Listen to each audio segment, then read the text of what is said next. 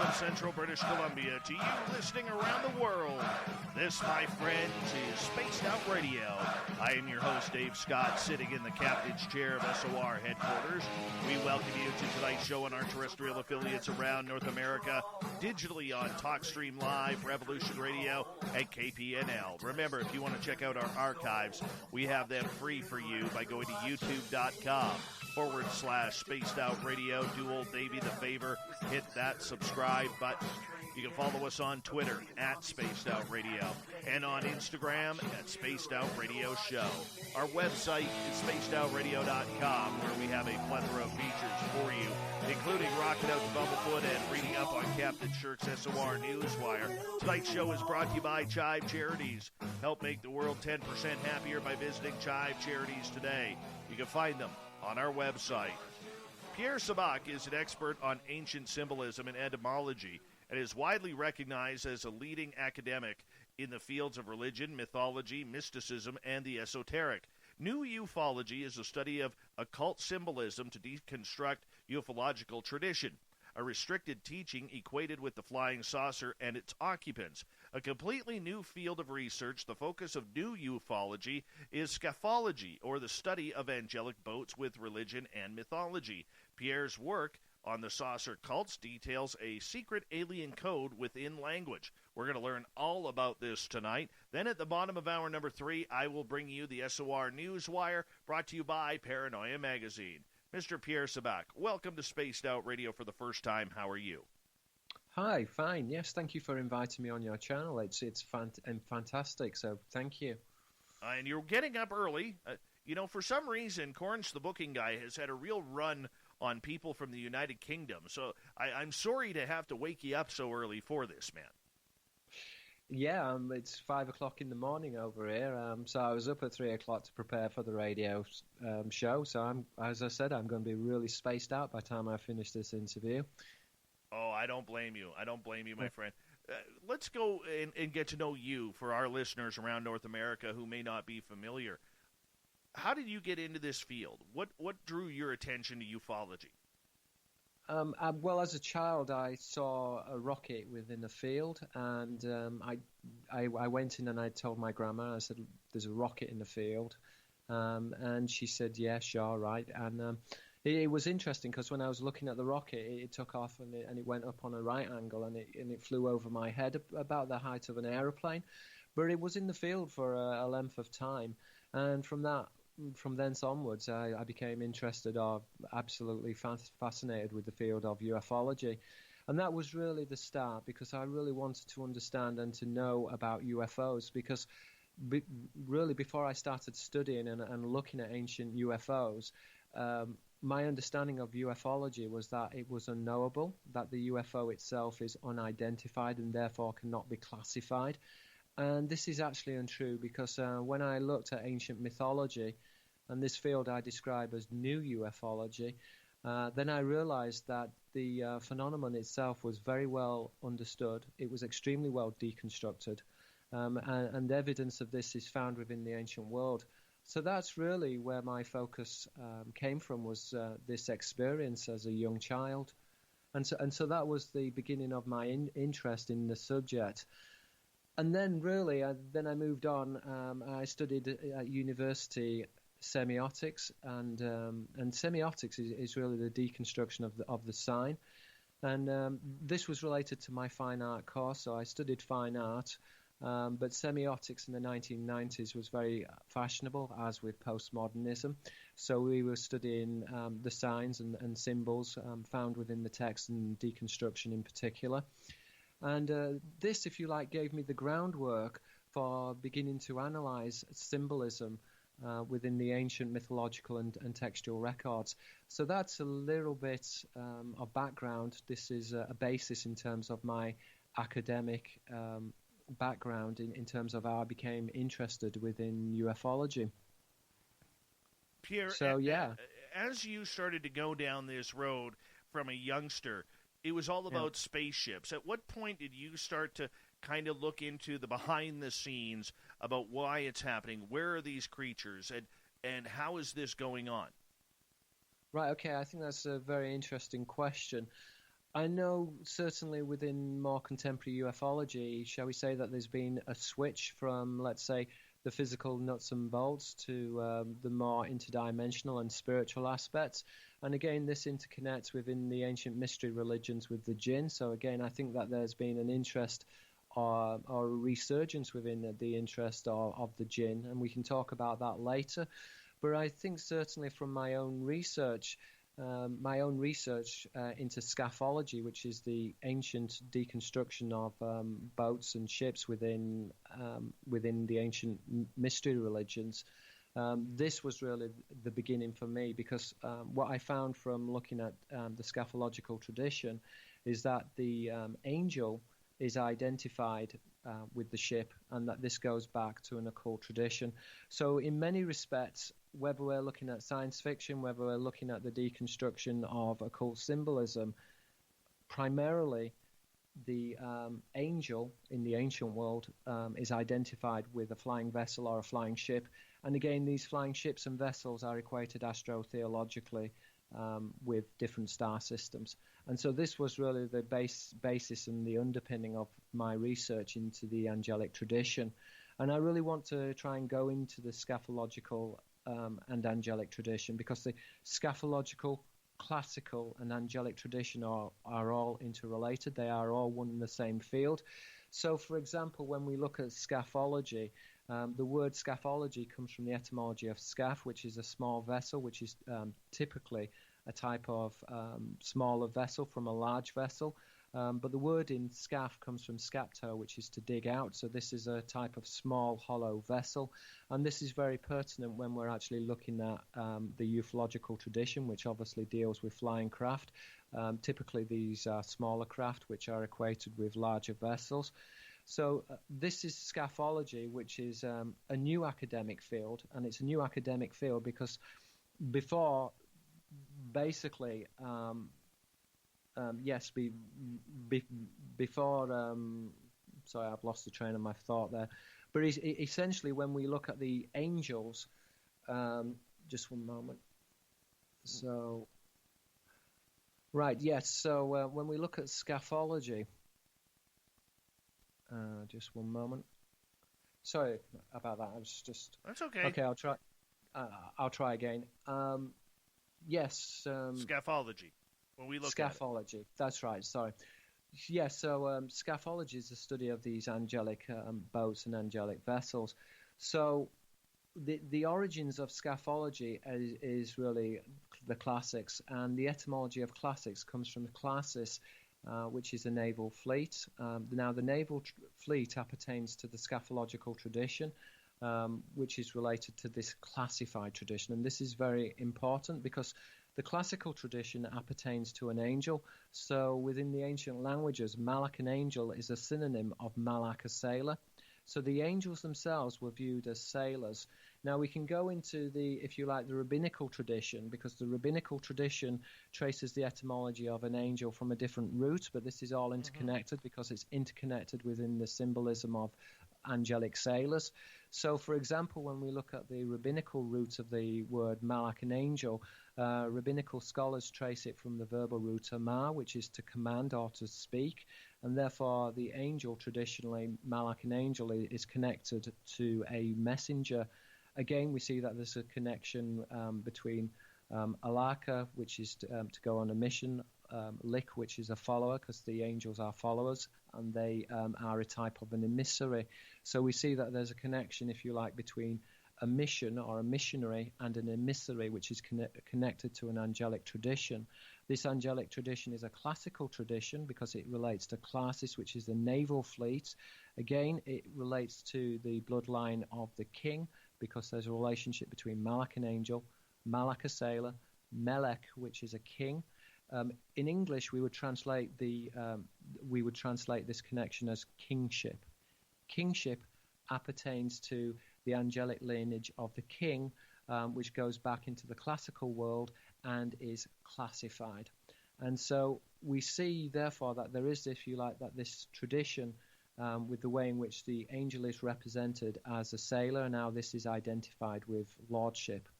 And so when we look at the wording of Amar, which is the verbal root in which the word angel comes from, according to rabbinical sources, we see that the etymology is connected to emir, which is a prince, but also amara, which is a naval fleet. And so amara it can be translated as a naval fleet or a host.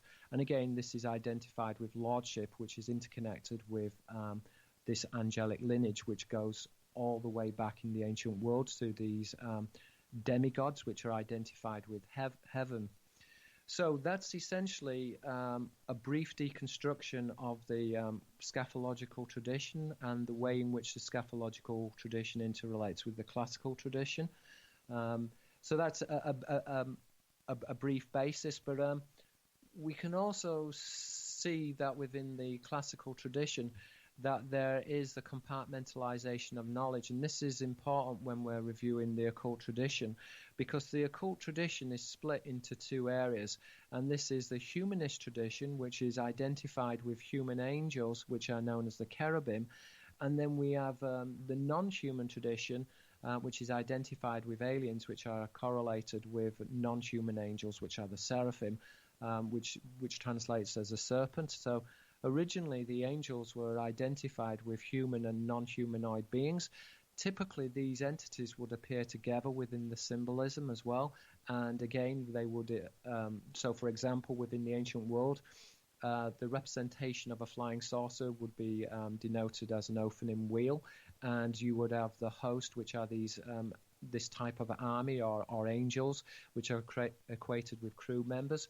They would appear together, so you would have this non-human element and this human element. Now, this forced partition within the priesthood, in which there were humanist and non-humanist elements within the priesthood, which is essentially the Pythagorean Euclidean tradition. I'll go into that a little bit later, but that's just essentially, if you like, the basics of the angelic tradition and how this interconnects with lordship. So, but this is very important actually when we're dealing with deities as well. So, for example, within the biblical tradition, you have the angel, Malach an angel, which is connected to Malach a sailor. Now, within the ancient mystery religions, they are typically represented as enotheistic, which means that certainly within the Bible, Yahweh Sabaoth, the Lord of the host, is the Lord of the angelic retinue, and this retinue is deemed as a type of crew member of a vessel. So when we begin to break down the word Yahweh Sabaoth, the Lord of the host, in this respect, Sava, which is an army, we see that there's a relationship between Sabaoth host and Sevet, which is a crew member of a naval vessel, and Teva, which is an ark. So Yahweh Sabaoth is the Lord of the naval host, and therefore his angels, Malach an angel, which is equated with Malach a sailor, or even if we went back into the verbal root of Amar, which is to command or to speak, which equates to these angelic messengers, again is equated with Amara, which is a type of fleet. And so the angels are identified with these, with the Lord of the host. The Lord of the host in this respect is a synonym used to represent the Elohim, the High Ones. The High Ones are these angelic sailors who are identified with, well, essentially they're identified with Sirius, but we can go into that a little bit later on. So, just so many questions, Pierre, so many questions, because it really, the way you're kind of painting this, and please forgive me if I'm wrong, okay, sure, because you and I look at ufology in completely different terms, and I'm absolutely fascinated by this, but do you believe, or is what you're saying is you believe that any of these beings that are coming down, whether it's the Greys, the Mantids, the Reptilians, are all of some sort of religious background or religious deity? Well, yes. Again, the word mantis means prophet, so yeah, I mean, there's the occult symbolism. So there is an occult aspect to the symbolism, and I think that this is important because this idea that the alien is a cultural construct, which is something which is new, and again, this idea that abduction is new, is not true. It goes back into the scatological tradition. It goes back into the symbolism appertaining to the angels. And again, when we begin to look at the deconstruction of the human and the non-human angels, now this interconnects with the host, we see that there's a relationship between seraph, which are the seraphim, which is a non-human angel, specifically a serpent, but seraph is related to sapan, which is a sailor. And again, there's this morphological interconnection between the p and the f sound. So sapan is related to safina, which is a ship. So traditionally, the seraphim, which are these non-human angels, which are the highest order of angels within angelology, they are depicted as, again, a crew member of a naval vessel. They're depicted as sailors, and this is consistent with the word malak, an angel, malak, a sailor. But again, when we look at the cherubim also, the cherubim are identified with carib, which is a small vessel or a rowing boat, but in this context would be a smaller vessel or a ship, which is identified with a larger vessel. So we're seeing that the angels traditionally are very similar to what we would define as aliens within the modern context, even in terms of how we define humanoid and non-humanoid angels. And even now, let's say these two groups of angels often appear within the modern record, but their appearance dates back into the ancient record. And this is something which is very important to understand. The basis of ufology is really the basis of the mystery religions. And again, we're seeing that there is this correlation between religion and religare, which is to moor a vessel. And therefore, the mystery religions are centered upon the worship of these vessels. And again, it's encoded within the English word worship, as in ship. But this is a polyglottal symbol. This is a symbol which is translated into multiple languages. So therefore, we see that there's a relationship between Sabaoth in the Semitic and Saba, which is to praise or to glorify, because they were praising or glorifying these angelic vessels. In English, we would say worship. In the same way that the church, we have a nave. The nave of the church is interconnected with navis, which is a ship or a boat. And so the parameters of the church or the temple were laid out according to a boat. Again, we would find the same wordplay within the Greek. This is all very polyglottal. So therefore, naos, which is a temple sanctuary, is equated with nos, which is a boat. And so the parameters of the temple typically signified a boat. And one of the reasons why it signified a boat was that it's interconnected to these vessels. And traditionally, these vessels were buried at temple sites. And so therefore, religiously, the temple was a sanctuary in which some of these ancient artifacts were buried underneath the temple sites. So that's, if you like, how this interconnects with the modern study of ufology. And again, even when we look at the tradition of the, for example, the shield bearer within, let's say, Norse mythology and the Roman traditions of the Ancile, which fell from heaven, you have these shield bearers, which are often equated with shield maidens. Now, the shield is used to denote a flying saucer. And so we see that there's this interconnection between Opelon, a shield, and Pleon in the Greek, which is a boat.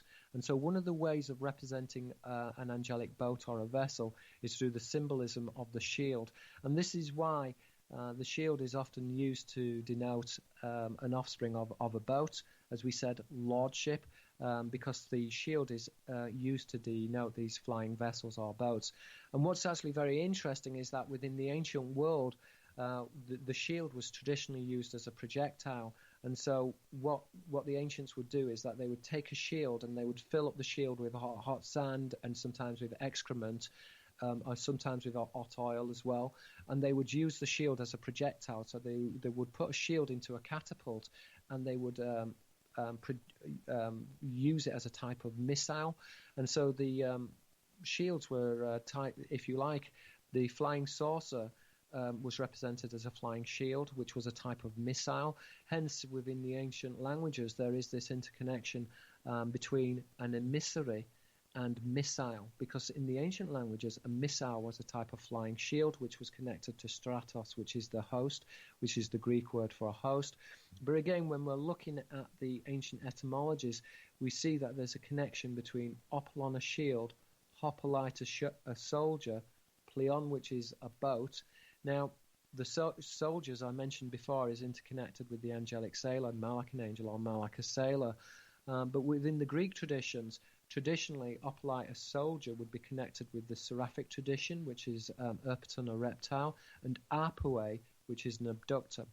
And I think that this is very important because when we're looking at the symbolism of the flying shield and how this interconnects, we see that the harpy traditionally is symbolized with a shield. So the harpy will often, in ancient classical sculptures, have a shield or is connected with the symbolism of the shield. And this is because it works upon the wordplay of Arpue, which is an abductor, and Opolon, which is a shield connected to Pleon, which is a boat.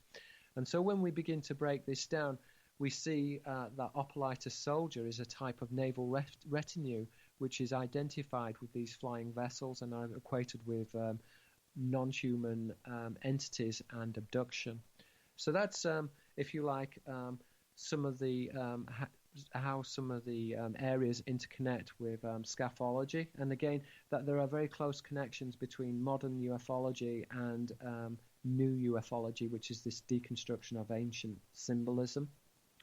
We have about 90 seconds here to go before we have to go to break. At the bottom of the hour, our guest is Pierre Sabak. Pierre, I want to ask you, in regards to symbology, isn't some of this reaching a little bit that, a shield is a flying saucer just because they look the same? Yeah, I think what's interesting is polyglottal symbolism. So you're seeing that the symbols are found throughout ancient mythology. So, for example, when we look at the Roman mysteries, you have the tradition of Elgaria, who, again, is related to agero, which is to give or to convey, which is related to this angelic tradition. Now, according to this tradition, there was a shield which fell from heaven, and this shield was so powerful that it was said that whoever possessed this shield would be the dominant race within the world, and this was hidden by the priesthood. So the Roman hierarchy designed a special priesthood, which were known as the Solalians. Now, the Solalians made copies or replicas of these shields, and they buried the original shield somewhere which was hidden or which was considered to be sacred. And so we know, therefore, that the shields are connected to these fallen vessels. And we certainly find this also within the symbolism of the Aegis, because the deity itself is connected to the shield. And so we find that there's an etymological connection between the Greek word Aegis and Eger, which is the helm of a vessel or a boat. And again, this is because the shield was typically adorned on the helm of the vessel or a boat, and it was a type of guard or was used to protect. So that's something which is, we see that the symbolism is consistent. Pierre, I'm going to get you to hold on right there. We are going to go to break here at the bottom of the hour. Pierre Sabak, author extraordinaire, symbolism, occult, mythology, continues right after this.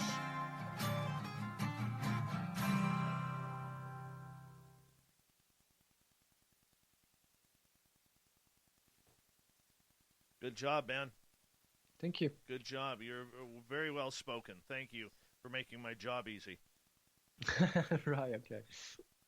Got to ask you right off the bat here, my friend. We ask every new guest this. It's an important question, probably the most important question you'll get all night. What's your opinion of eating breakfast foods for dinner? Yeah, it's probably a good idea, particularly if you're waking up at 5 o'clock in the morning. Yeah, I mean, I had curry today, but I wanted a substantial breakfast in order to be able to, chat. Well, would you eat it for dinner, let's say, or supper time? I don't know. To be honest, I tend to eat pretty much the same type of food as what I'd eat for breakfast as what I'd eat for dinner. So, yeah. Are you eating eggs and toast and muffins for dinner? I'm just trying to not good generally. Man. Good man. No. Good man. I'm tending to eat good things like curry and things like that. Well, that's good stuff for you. Rice and sushi and that's that type fine. of food. That's fine, as long as you're not eating like sausages and pancakes and waffles and eggs and hash browns. Perfect for me. We have a winner here, Purple. People, he does not eat breakfast for dinner. He's a good man that we got on tonight. Good man. You sick bastards listening in who eat breakfast for dinner. We're going to get along just fine tonight, my friend. Just fine. All right. That's all I got. The show's pretty much over now. You just solved the entire mystery that we were looking for. All right, okay. Yeah.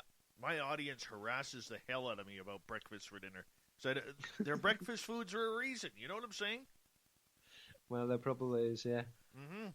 And Exactly. Where in the UK are you? yeah, I'm around Yorkshire, around that area. So Very cool. Northern England. I've never been over there.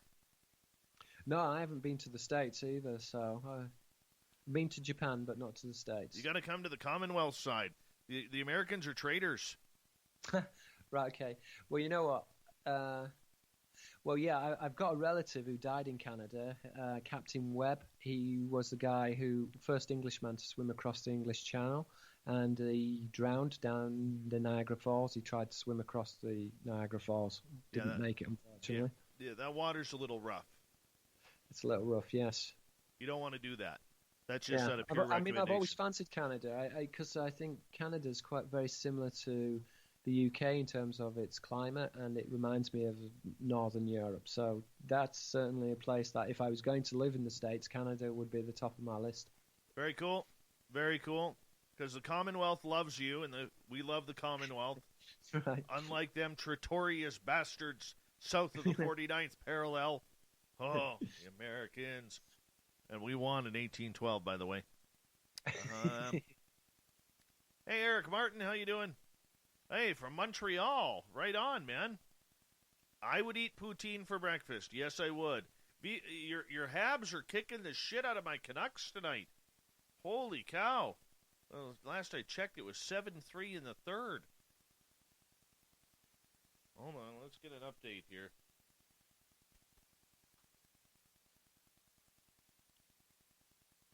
Yeah, that's a final. 7-3. 7-3 final. That is a good old-fashioned ass-kicking right there.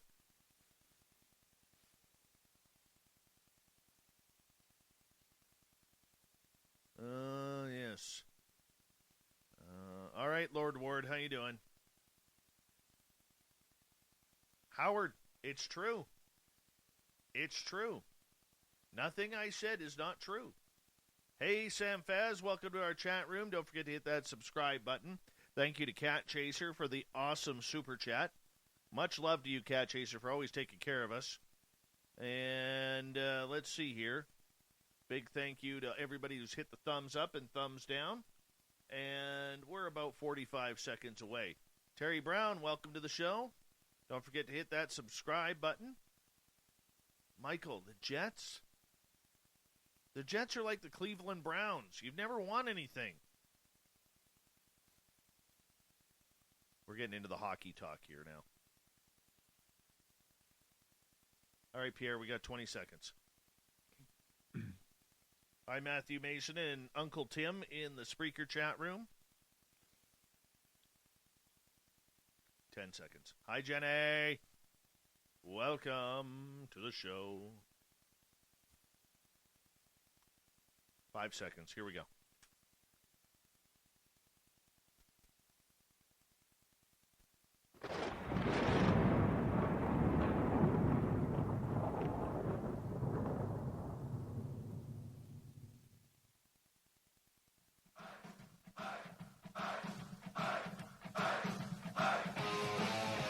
Second half hour of Spaced Out Radio is underway. My name is Dave Scott.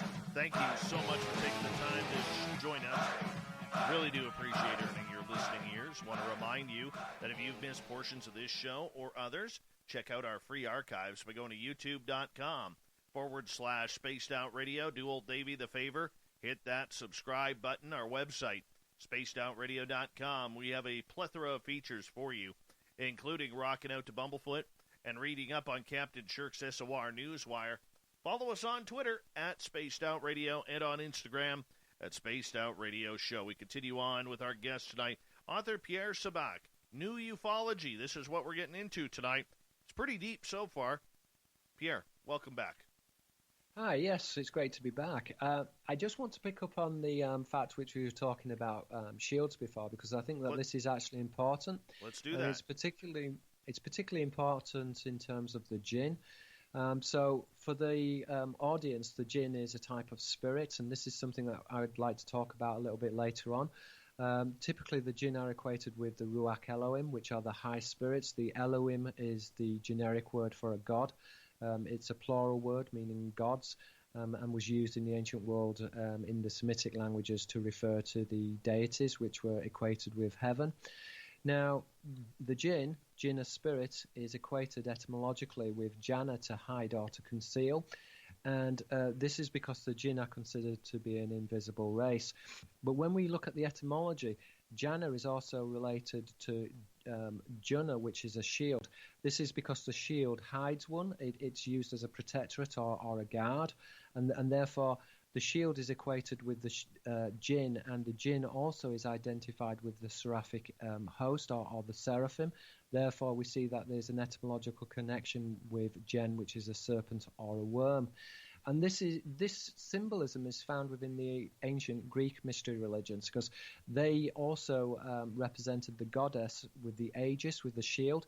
And when we look at the symbology, typically what you will find is that the goddess is holding a shield. As we said before, the shield is equated with pleon about opulon, which is a shield, which is equated with apue and abductor.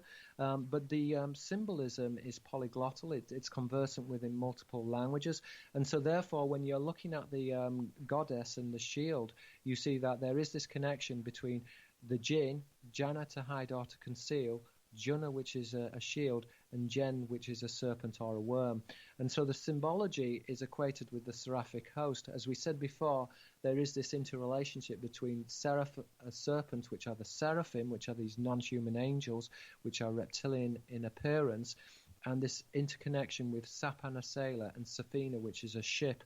And so, again, traditionally we're dealing with these non-human angels, which are equated with aliens in the modern parlance. And I think that this is something which really needs to be elaborated, because within the ancient Semitic, not only was the angel connected to the sailor, as I've mentioned before, the angelic sailor, so there's this correlation between Malak an angel and Malak a sailor. But when we begin to look at the ancient Aramaic language, they also define the angel as an alien. And so therefore, the word Zar, which is an angel, is polymorphic. It also means an alien, a stranger, or a visitor. So therefore, we see that Zar, an angel, is equated with an alien. The two terminologies are synonymous. And this is certainly found within the modern Hebrew word, Khazar. Khazar is the Hebrew word, the modern Hebrew word for a spaceman or an alien. But Khazar is going back to the ancient Aramaic word Zar, which is an angel, which is also polymorphic of an alien, a visitor, or a stranger. So this is something which is really important, because when we begin to break it down and look at the deconstruction, we see that the angels are identified with sailors, and they're also identified with different star systems as well. And I think I will just give you a basic overview of how these angels interconnect with different star systems. And then this helps to paint a picture that the angels are therefore one and the same thing with an alien, in terms of how we would define what an alien is, in terms of a crew member, in terms of a being, which is not only interdimensional, because the jinn are interdimensional, but they're also interplanetary, that they are an interplanetary species. So when we look at, for example, the Kabbalistic tradition, we see that the Ben Sira, a son of a boat, is another synonym or another name for an angel, Malak a sailor. So the Ben Sira is a son of a boat. Now, this is important because it's a type of encoding. The word Sira is a diptych paranomasi. This is a special type of wordplay which works from the Arabic into the Arabic. The Ben Sira, is a special type of wordplay which works from the Arabic into the Hebrew. So therefore, the Hebrew word Sira, which is a boat, is identified with the Arabic word Sirah, which is Sirius. So the Ben Sirah, a son of a boat, is a diptych paronomation, or it's a wordplay from the Hebrew into the Arabic of the sons of Sirius. So the sons of Sirius are identified with the sons of a boat. Now, this is also important when we look at the Quranic tradition and what is referred to as the second creation, because according to the Quranic tradition, which is based upon the Emetical traditions, there is this ancient belief in what was known as panspermia. Spermatos, which means seed in the Greek, is this idea that the life forms were planted by the angels. And so we see that there's this relationship between Sirah, which is a boat in the Hebrew, Sirah, which is the Arabic word for Sirius, but we're seeing that there's a correlation with Yetzirah, which is creation, and Yetzer, which is a creature, because the Ben Sirah planted life. And therefore, when you look at the etymologies, there is this close cognate between Zar, an angel or an alien, equated with Zara to sod, Zaria, which is seed, because the angels were seeders of entire worlds. And therefore the sons of a boat, the Ben Sirah, are equated with Yetzirah, creation, and Yetzer, which is a creature. And so this is found within the ancient traditions and is found within the traditions of panspermia, this idea that life forms were planted upon the earth. And so, that's, if you like, a basic summary of the Ben Sirah and the sons of the boat. Now they interconnect with the planting of life on the earth. I don't know if you have any questions or... I'm just sitting back listening, man, because this is deep stuff for a lot of us. I mean, it goes back into the traditions of the Elokeh and the Ruach Elohim. I think I want to just clarify the relationship between the jinn and the Elohim, and how they're all interconnected. Sure. So when we look at the jinn, there's a relationship between jinn, Jannah, which is to hide or conceal, and jen, which is a serpent or worm. Now, the Arab theologians translated the word jinn into the Hebrew as seraph or seraphim. Now, the word seraphim is equated with serapha, which is fire. And again, fire is used as a signifier of Sirius. And so traditionally the jinn are said to be born of fire in the same way, and again the jinn are said to be a fiery species, and obviously this is interconnected to this idea that the jinn are spirits, but they are also physically materialized as well. But fire is also used as an astrotheological marker to denote where they originate from, so therefore the jinn are equated with Sirius. Now the etymology of Sirius, Sirah, comes from the root Sarah, which is a spark. So Sirius is the sparkling one, and therefore is used as an esoteric signifier of the seraphim, seraph a serpent, serapha, which is fire. So the sparkling one is the fiery one, which is the scorching one. In the Greek, Sirios, the scorching one, the sparkling one. And so the jinn and the seraphim are both identified astrotheologically with Sirius.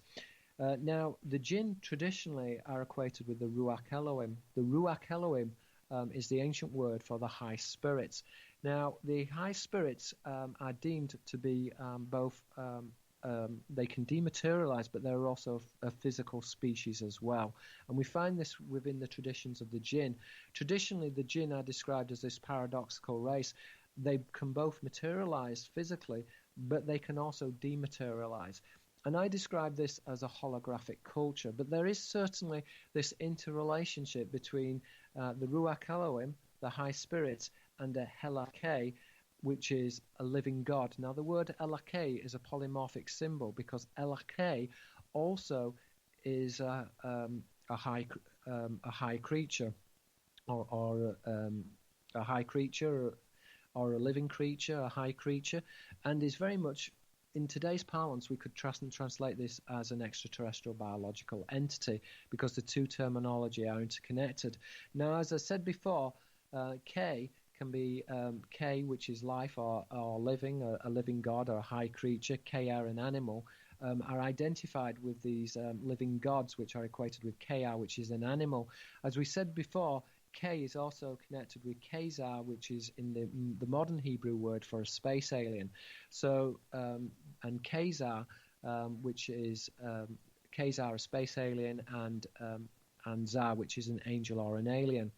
So the Ruach Elohim, the high spirits, and the Elakeh, which are the living creatures, are one and the same thing. And I want to emphasize this.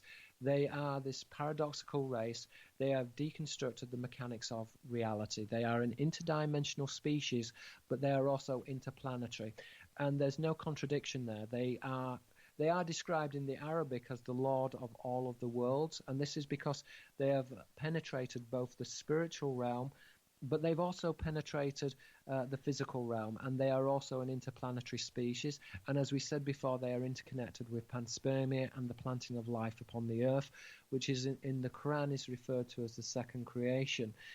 The second creation is very distinct from the first creation, which is the creation of the anthropos and the creation of the first races, which are the humanoid races.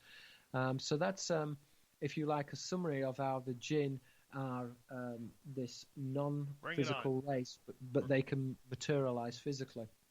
I got to ask one question about the jinn, though, because when we think about the jinn, we always think of ancient Arabic, going back to a lot of older times from the Middle East. We kind of, even though it's real close on the globe, we seem to separate that from the African nations or the European nations or the Northern Asian ancient civilizations as well. So is that tradition spread right across the world with the jinn and what their badass attitudes can be every now and again, or is it specific to one area because that's where humankind allegedly began? Yeah, I think that's a really good question. Well, no, it's not spread to one area. I would say that this is universal, and this is found within the artifact, which I describe in my book, Holographic Culture. The artifact is the alien code, which is found within human language, and it works upon polyglottal symbolism, word plays which are found in multiple languages. But getting back to your question, we see that in the Persian language, the word for jinn is peri, and peri is related to the Akkadian word pure, which is a serpent, whereas we find that there's a relationship in the Arabic with jinn, which is a spirit, which is coming from the Aramaic root, and jen, which is a serpent or a worm. Now, the serpent or worm is used in the Greek mystery religions to represent the draken. Drakain is to watch or to perceive or to flash. It's a polymorphic word. But essentially, a drakon is a type of sentinel, which is equated with heaven. Now, within the ancient languages, the drakon is another word for a watcher. The watcher in the ancient Aramaic is Erin, a watcher, which is equated with the Elohim. And so we're seeing that there's this relationship between the watchers, which are identified with the seraphic component or the seraphic host.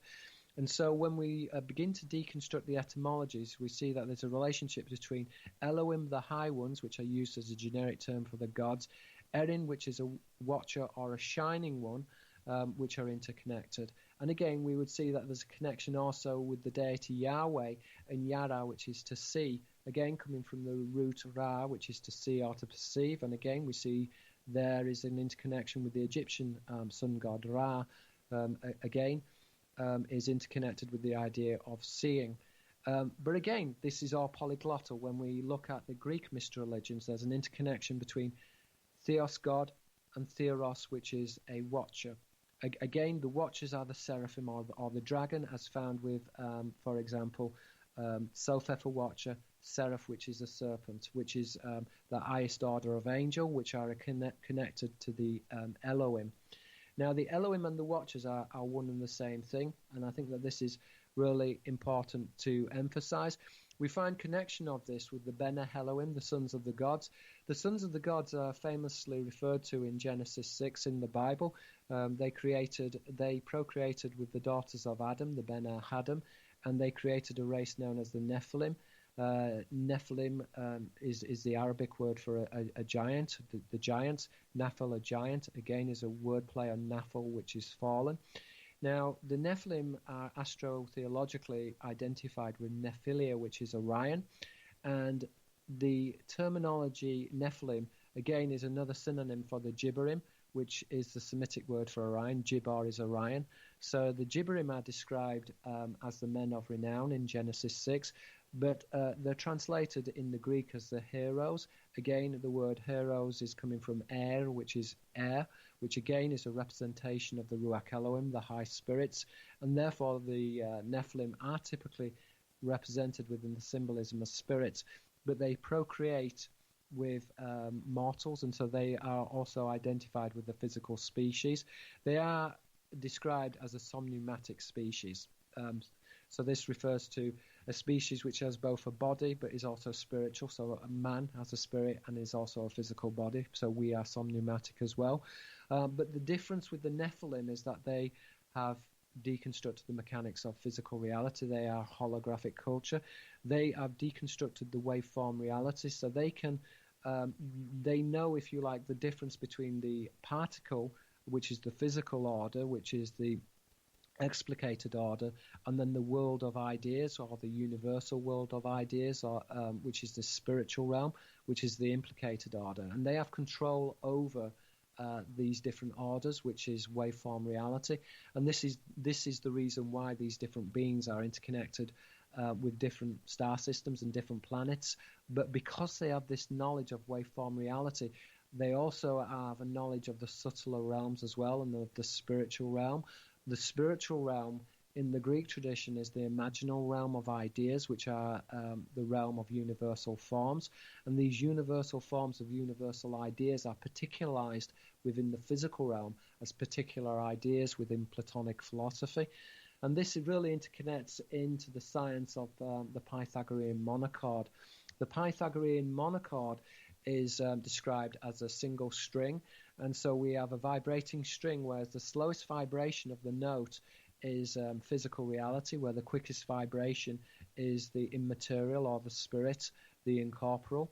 And the Pythagorean monochord are the different vibrations, which are the different dimensions.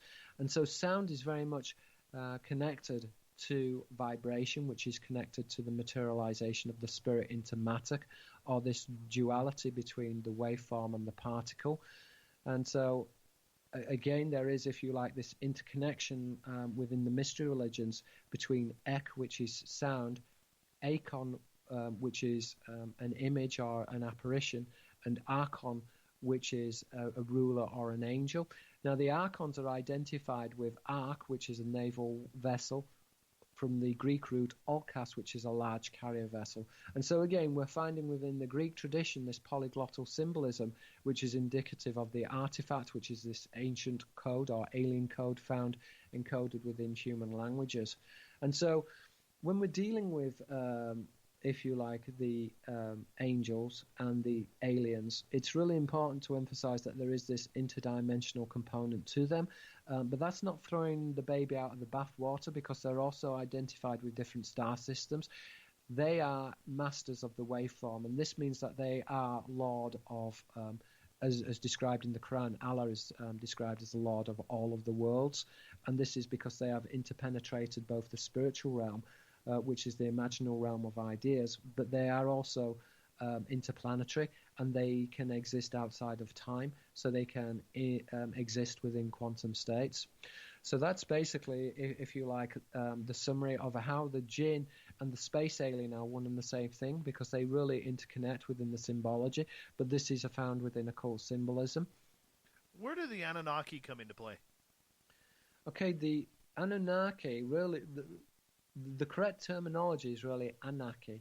Now, Anak is another word for the Jibrim, but the word Anak, which is a giant, is a wordplay. It's a diptych paranomasis. So the Hebrew word Anak, a giant, is a wordplay on Anax, which is a prince or a descendant of heaven. So we're seeing that there's this interconnection between the angelic lineage and the royal lineage, which are described as the demigods. In the Greek, Hemithioi, which is a half-god, represented with the wordplay Hemithios, which is a worm. As we said before, there's this interconnection between jinn and gen, which is a serpent or a worm. And this is really important when we look at the symbology of the king, and now the king is identified with the serpent. I mean, British authors, David Icke, have looked at this relationship between, if you like, reptilian beings and the monarch. But this is an ancient idea and is found within occult symbolism. And I describe this within my book, Holographic Culture, and again, it's also found in my book, The Murder of Reality. But essentially, when you begin to look at deconstruct the etymologies, you see that there's a connection between, shall we say, the serif, which is a lord, and seraph, which is a serpent. In the Greek, there's archon and drakon, which is a wordplay. The archon is a ruler, but it's polymorphic. Archon also it means an angel, but archon is interconnected with akan, which is the Babylonian root for a serpent. And again, we're seeing that there's a relationship with the Persian word mal, which is a leader, ma, which is a serpent, and so there is this interrelationship, if you like, between the ruler and this angelic lineage. And this is certainly found within our political systems as well. And so, for example, when we look at the bi-parliamentary system, we see within the Hebrew that there's an etymological identification with the word Satan, coming from the word Sinton, which is two. But Satan originally was used to denote an adversary or an opponent, but it was also used to denote a political party. So Satan could also refer to a political party, and therefore the word Satan, or within the Hebrew Shaitan, is identified with Shilton, which is a government, because the government are satanic. By definition, they are adversarial or oppositional. And the governments are equated, Shilton, a government, is equated to Sultan, which again is this royal lineage, equated with Tanim, which is a dragon, the Arabic word for a dragon, equated with the old Semitic word Tahen, which is to gleam or to shine. As we said before, the shining ones are the watchers. Erin is a shining one or a watcher. Again, a watcher is connected with Or, which is light, which are identifications of the Elohim, which are the high ones, which are equated with Sirius. And this goes into the traditions of the Illuminati, or the shining ones. And therefore we see that there's this interrelationship between the Axori, which is a brother of light, which is the ancient word used to denote the Illuminati, and Axari, which is a wordplay on the Axori. So Axori is a wordplay on Axari, a brother of an angel or an alien. So the word Illuminati is used to denote the brother of an angel or an alien. It's used, if you like, as a cryptic signifier of the descendants of the angels, which, as we said before, is this royal ascendancy. Again, it's denoted in the English word kingship, which is coming from this root origin of Malak, an angel, and Malak, a king. My friend, I'm going to get you to hold on right there, because we do have to go to break at the top of the hour. What an incredible piece of knowledge in that first hour. I cannot wait for hour number 2 with Pierre Sabak. He is an author. You could get all of his books on Amazon or go to his website, pierresabakbooks.com. You get him right there. Best to buy him off his website. That's why he gets all the money there. You know, it's easier that way. It really is. And we're going to get into holographs. We're going to get into reality, symbolism, aliens, and more. Pierre Sabak, he's making us put our brains on tonight. Wow. I'm learning a lot tonight. It's almost scary. Right here on Spaced Out Radio.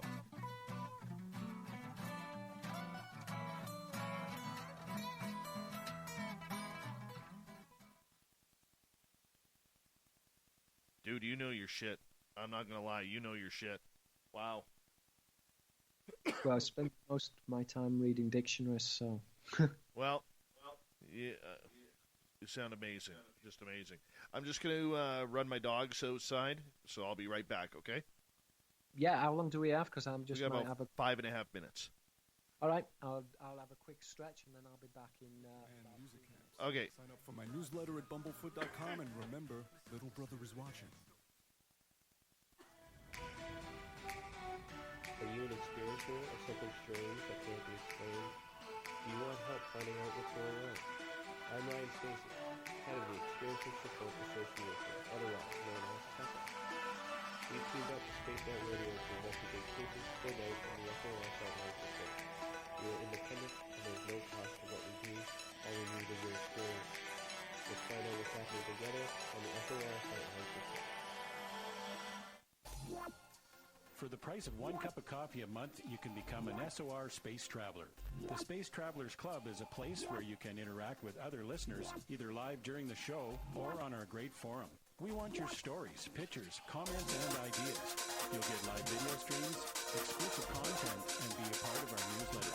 Stay in touch with everything SOR. The Space Travelers Club is just $5 a month at spacedoutradio.com.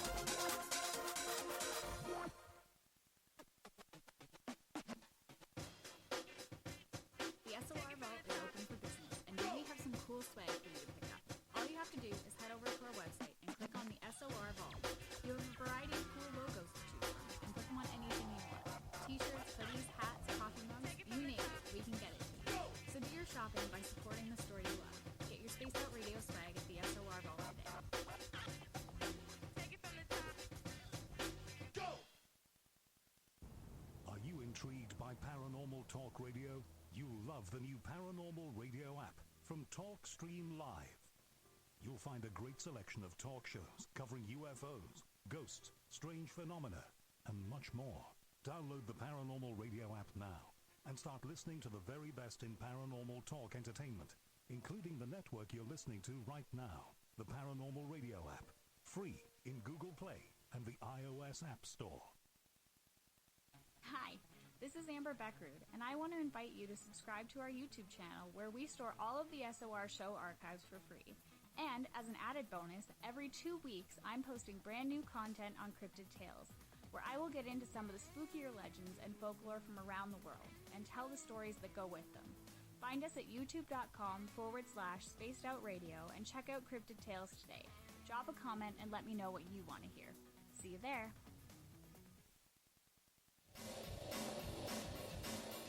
We all know on Spaced Out Radio we love a good beard and mustache, so why not take care of your facial hair with Mighty Moose Beard Oil?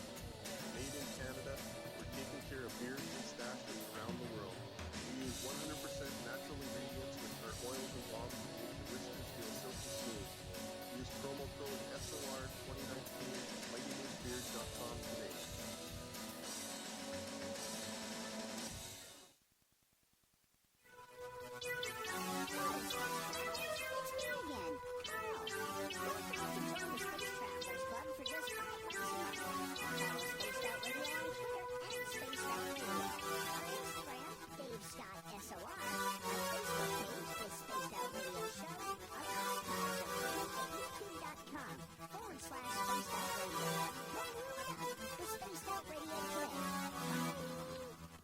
I'm back. And, yeah. Wow. My brain hurts. I'm not going to lie. I love it when this happens, man. Holy cow. We've got about 2 minutes. 2 minutes.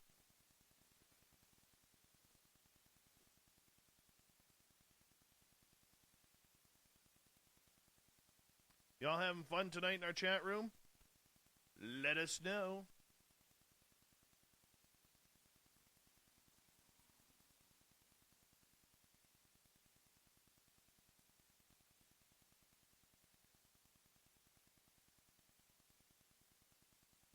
All right.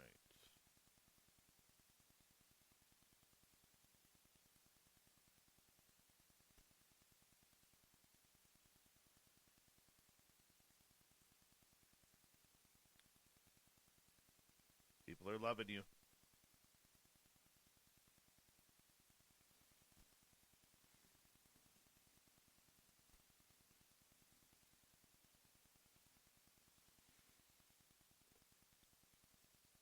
All right, we've got 1 minute. 1 minute.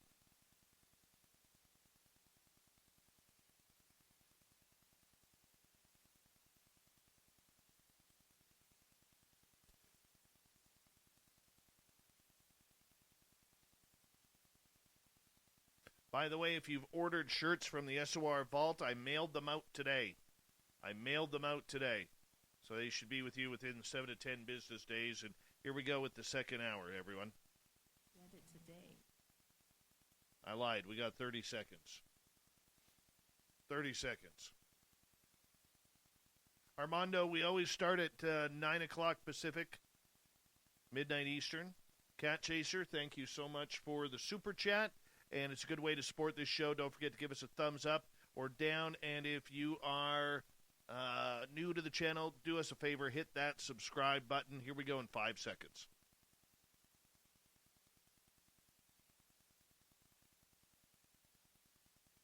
Sitting in the captain's chair of SOR headquarters, we welcome you to tonight's show on our terrestrial affiliates around North America and digitally on TalkStream Live, KPNL, and Revolution Radio. Remember, you can check out all of our archives for free by going to youtube.com/Spaced Out Radio. Just do old Davey the favor, hit that subscribe button. The Desert Clam has set the password for tonight in the SOR Space Travelers Club. Labiorphily. Labiorphily is your password. Use it wisely, space travelers, as a clam sets the password each and every night, right here on Spaced Out Radio. Our website is spacedoutradio.com, where we have a plethora of features for you, including rocking out to Bumblefoot and reading up on Captain Shirk's SOR Newswire. Follow us on Twitter at Spaced Out Radio and on Instagram at Spaced Out Radio Show. We continue on tonight with Pierre Sabak, his website, pierresabakbooks.com. If you want to check him on out, you can get all of his books right there. New Ufology is the topic, a study of occult symbolism, and we're going in deep and fast tonight. Pierre, welcome back. Hi, it's great to be back. I want to start off with a question from our audience, if you don't mind. Sure, okay. Sovereign is asking, what is up with those who genuinely speak in tongues? Are they possessed somehow? Yes, I think this is a very important point. Within the ancient traditions, the jinn are equated with telepathic communication. So within the ancient languages, the Karin, which is translated as a companion spirit or a jinn, I translate the word as a familiar because the Karin are really a type of familiar spirit. But the etymology of Karin is related to Kari, meaning telepathic within the Arabic. So the jinn from the ancient languages are equated with being a telepathic species, and therefore they communicate through the mind. And I think that this is very important when we begin to look at the seraphim, for example, because there's an interconnection between seraph and safa, which is language. And we're seeing that language informs the way in which a person thinks and behaves, and this is very important. And this is why the language has been controlled and manipulated through what I describe as the artifact, which is this polyglottal symbolism found within human languages. And therefore, certainly when we look at the etymology of, let's say, the Arabic word tab, which is an addition, and tabi, which is a partisan, and Taliba, which is a student, all of these etymologies are coming back to the root Taban, which is a serpent, which goes back to the Theban priesthood. And so the representation of the serpent and its denotation through language is important. But as I mentioned before, this is polyglottal, so therefore within the Japanese traditions also, we see that there's an interconnection between the Tengu, which is this reptilian type of deity, which is typically symbolized with a large nose.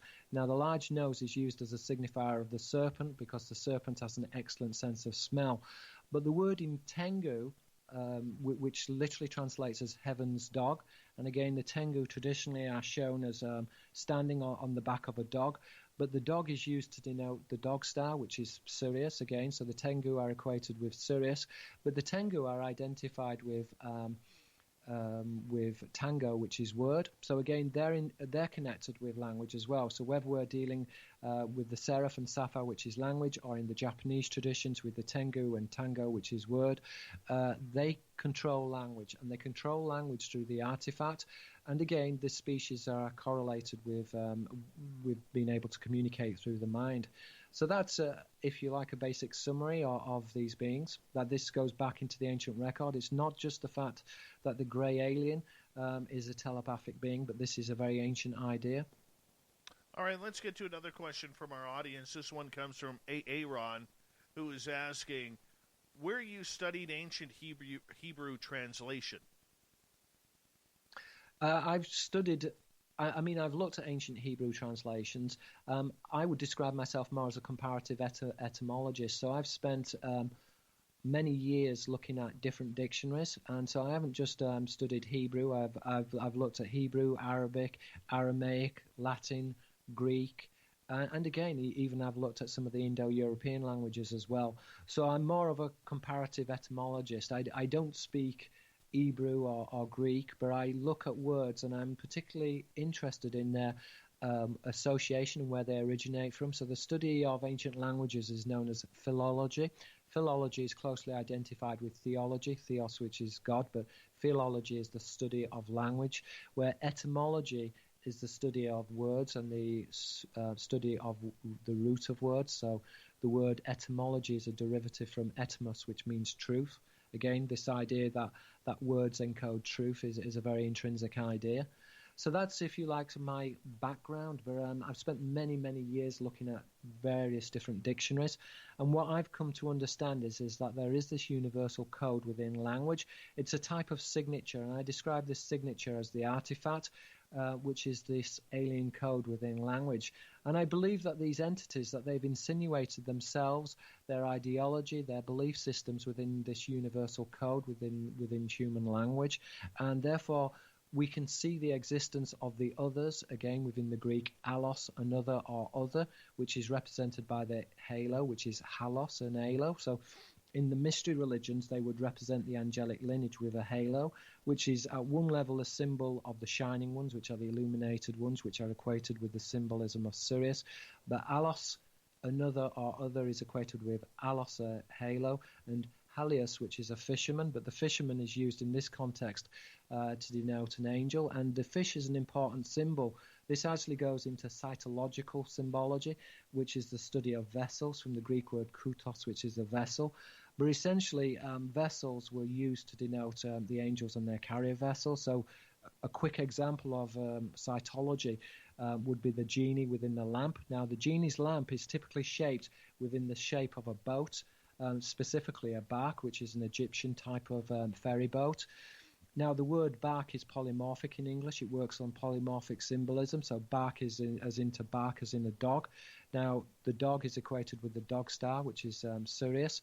But again, the symbology is polyglottal. Therefore, we see that there's a relationship in the Hebrew between sirah, which is a boat, sirah, which is the plural noun for wolves in the Arabic. And so therefore this is where we would get the root word for a bark. It's the Latin translation of the polymorphic word, and this is important. So they're translating the polymorphic word from the Semitic language in order to encode the symbology. So the jinn are equated with a lamp, which are equated with a boat, which are equated with Sirius. Okay, let's move on to another question from our audience. This one comes from Vinny, who's asking, what are the emerald tablets of Thoth? Okay, well, the emerald tablets of Thoth describe, well, they're thought to be a recent forgery, a 19th century forgery. So, I mean, they're fairly old. But again, just because something is forged, it doesn't actually mean that it's not coming from an occult source. And I think that this is very important to emphasize. Now, within the emerald tablets of Thoth, it describes how the leaders of men were killed, and they were taken over by a being which could take on the form of a human, but which was serpent, which is a representation of the jinn. But again, I suspect that with the emerald tablets that it's working upon the wordplay. So there's this wordplay, as I mentioned earlier, between ek, which is sound, akon, which is an image or an image, akon, which is an angel or a ruler, and akan, which is a seraph. Again, there is this wordplay between seraph and shofar, which is an appearance, or within the Aramaic, you have ayar, a serpent, and ayar, a serpent, and ayah, which is an apparition. And this is because the serpents are equated with the jinn. Again, you would see that there's a relationship between the jinn in terms of awa, which is a type of jinn, and hawa, which is air. And the jinn are therefore equated with heaven or the high ones. They're also known in the Roman mysteries as the Nubagina, those who are born of a cloud, which relates into the nymphatic traditions, which we may talk about later. But yeah, that's essentially that. Yeah, sorry. All right, well, let's move on to another question here. This one comes from Adam. What's the key to ancient Sumerian? Why that language? Yeah. Again, there is a problem with the ancient Sumerian language because it's commonly said that the ancient Sumerian languages are not related to any Indo-European language. Now, the translation of Sumerian allegedly comes from the cuneiform, which is based upon the Akkadian languages, and therefore there are allegedly dictionaries of the Akkadian which translate the Sumerian. Now, the Akkadian is the old Arabic, but I mean, I have a problem with the Sumerian language in the same way that I have a problem with the ancient Egyptian hieroglyphs. And this is that when you begin to deconstruct the ancient languages in relation to the hieroglyphs, they just don't make sense. Now, traditionally, the Rosetta Stone was written with ancient hieroglyphs, and again, they had the Greek translations, and this is how the hieroglyphs were actually decoded. Some have argued that the Rosetta Stone was a forgery. And again, when we look at the word Rosetta, Rosetta is a cognate of rose, rosa, which is hidden, and again is connected to rota, which is a wheel, which is the tradition of the opening wheels, which is identified with the classical or naval or angelic tradition. These are all interconnected.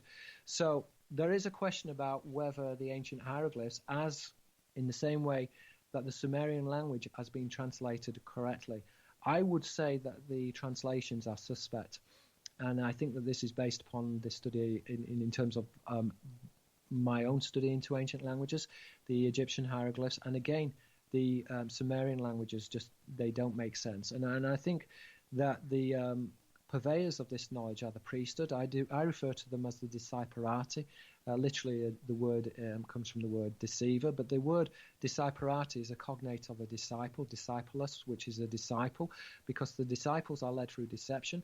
So an initiate traditionally is led through different layers or levels of knowledge, beginning first with the outer mysteries. The outer mysteries is the literal interpretation, and then the next level of knowledge is the deconstruction of the literal symbol, and therefore the symbol is analysed in terms of astrotheological symbolism. And then the next move is it goes back and everything is turned on its head again, and so therefore you go back to the literal interpretation that the deities and the gods really do exist, and that what is found within the literal symbol is that there is a natural truth within that literalism. So this is disciperati. So yes. What language is the Sumerian language? Well, the Hittite language was ancient Turkish. So is it related to ancient Turkish? Well, Turkish and Greek must be interconnected with the ancient Mediterranean languages. Or is it coming further? Is it coming from Russia and the Caspian area? It's very difficult to know. But basically, I'm not convinced about the Sumerian languages. I think the translation of the Sumerian languages are very suspect, and I'm also very cautious of the ancient hieroglyphs. So it's best to use the original languages that we have, which are the Aramaic, Arabic, and Hebrew. Okay, so I got to ask you, biblically speaking, where do the stories from the Bible fit into this? Yeah. Okay. Well, you've got the Sumerian traditions, which have been translated into the Akkadian traditions, and the Akkadian traditions are closely analogous to specifically the creation narratives in the book of Genesis. So there is this close relationship between the Babylonian stories of creation and the Elohim, the high ones, and their recreation of mankind. And I think that this is a really important this is something really important which we need to emphasize. Man is recreated. So there is a prototypical humanoid being which has been planted upon the earth, and therefore we're dealing here with what the Quran refers to as the second creation.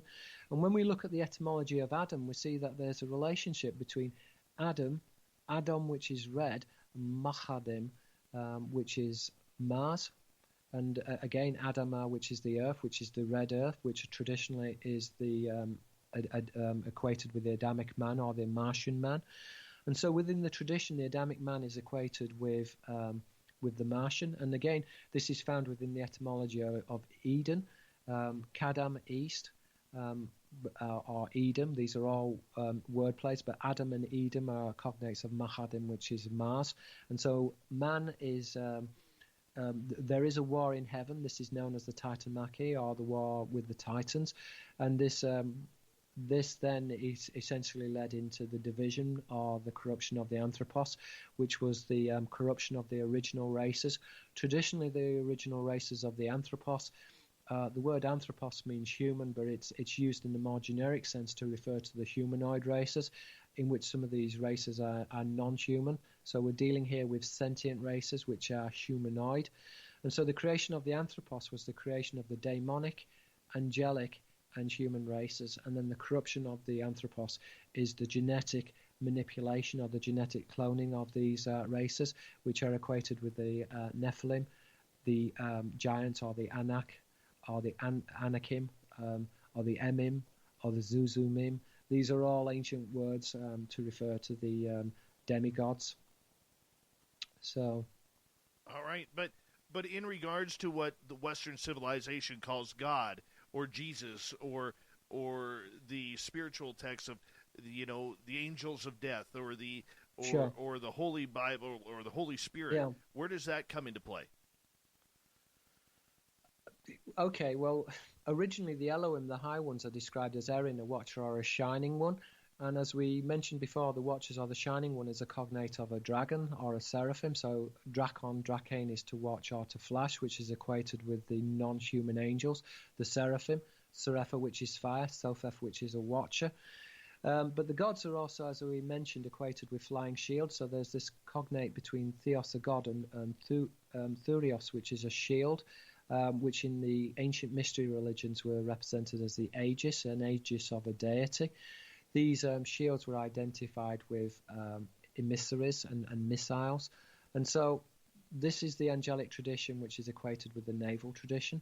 They are one and the same thing. But we see that there is this, if you like, within the Greek, the relationship between Theos, God, Theros, a watcher, and Thurion, which is a beast. As we said before, the beast is used as a synonym to denote a dragon, or Dracane, to watch, which is a sentinel, Dracon, and Dracos, which is an eye.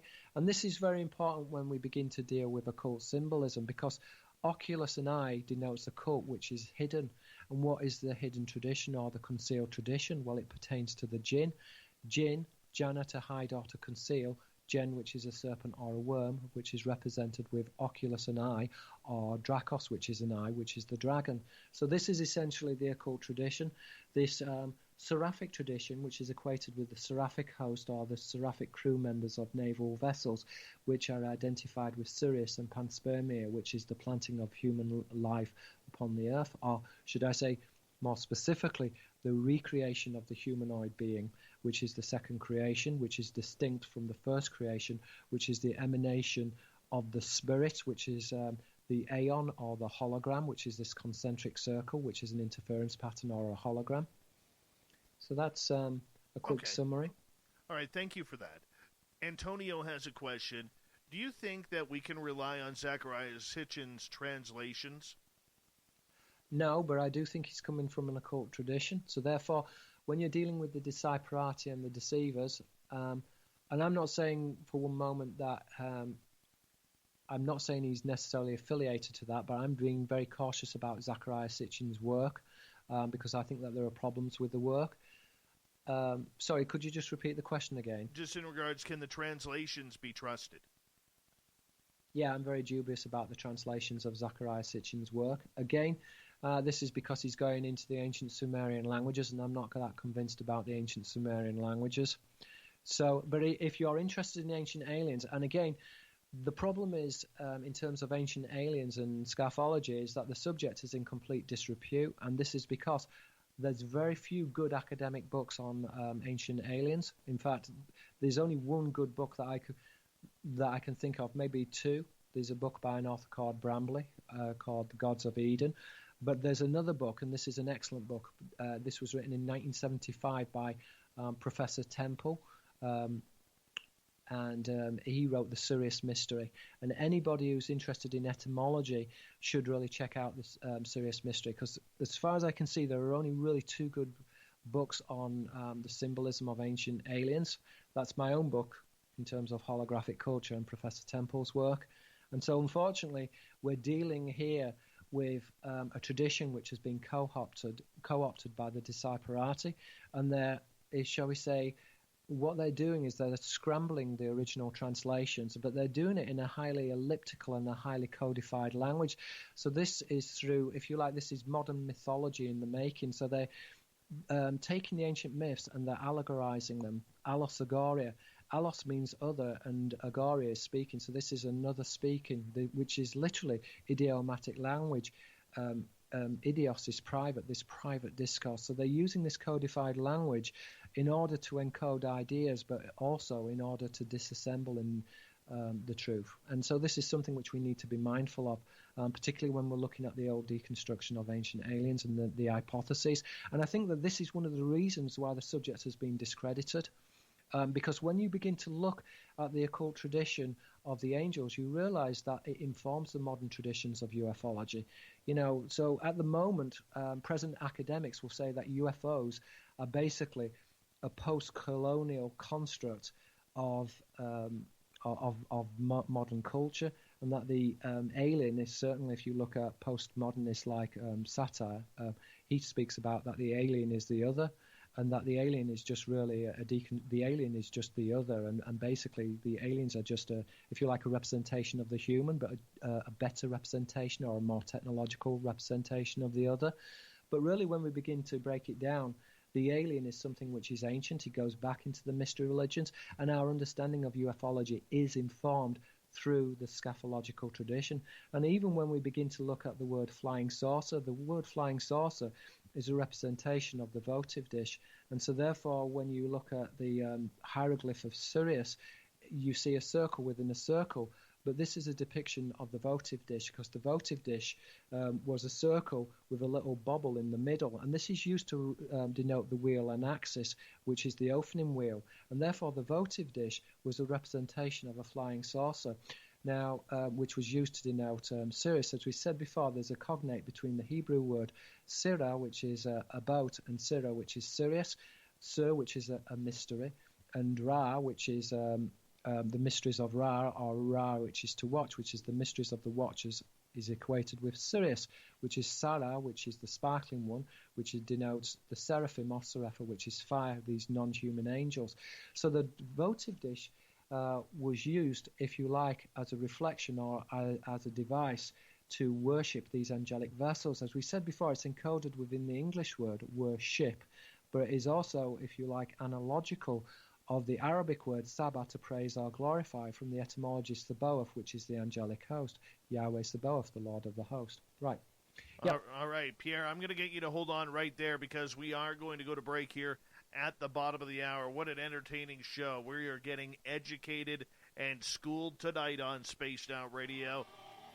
New Ufology, Pierre Sabak, his website, pierresabak.books.com.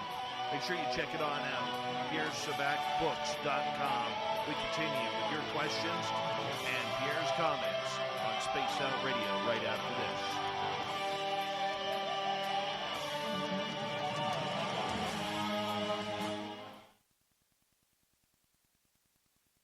All right, I quickly want to remind everyone that this Saturday you can join Geraldine Orozco from the Spiritual You, Daniel Winter, Lori Ladd, Zane Daniel for the Higher Self Expo, which is free to attend, starting at 7 a.m. Pacific, 10 a.m. Eastern. All you got to do is go register at higherselfexpo.com. Once again, it is all free. Geraldine will be there, Daniel Winter, Lori Ladd, Zane Daniel. Check it on out. It's this Saturday, so make sure you head on down if you're not willing to sleep in. So, yeah, there, I did my plug. By the way, the other thing we got to remind you guys is this show is brought to you by Mighty Moose Beard Oil. I got a couple of bottles right here. Mighty Moose Beard Oil. I'll even show you, Pierre. It's good stuff. Pure Canadianism. Right there. This stuff doesn't lose gold medal games to the United States in junior hockey. Let me tell you that. This is a winner. All natural. Real nice. Let me just show you how it works. Take a little bit here. Your Mighty Moose Beard Oil. Give it a squeeze. Drop it in your hands like so. Massage it in, people. Nice and smooth. Just massage it in. That's it. That's all you do. keeps your beard healthy, looking good. You could have a beard that looks like mine or not. And for the ladies out there, once you don't have to use it for your beards if you don't have a beard. But what you can do is make sure that you don't get split ends. So you rub it in the old hair here up here. You do. Just massage it in there. Massage it in. MightyMooseBeard.com is your website. Use promo code SOR 2019. Remember, all prices are in Canadian dollars. There's my plugs. So, MightyMooseBeard.com. Remember, Gary's Dutch. When you message him, tell him SOR 2019. Say, hey, Gary, you're Dutch. You know how hard it is to get a discount from a Dutchman? It's very hard. Very hard. It's true. Have you ever tried, Pierre? Never tried, no. It's a scary, scary time when you try and get a discount from a Dutchman. And I know this very personally. I got a lot of Dutch friends and family. Yes. I don't know what the hell happened to my hair here, but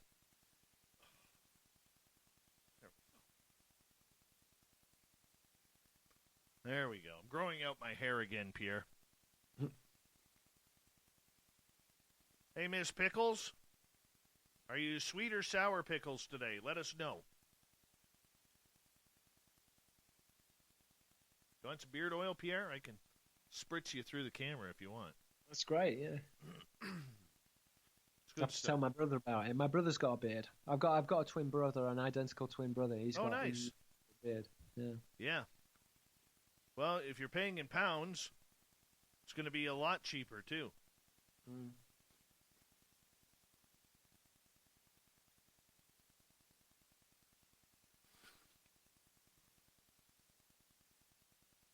Once again, if you recently bought a shirt from the SOR Vault, I put them all in the mail today.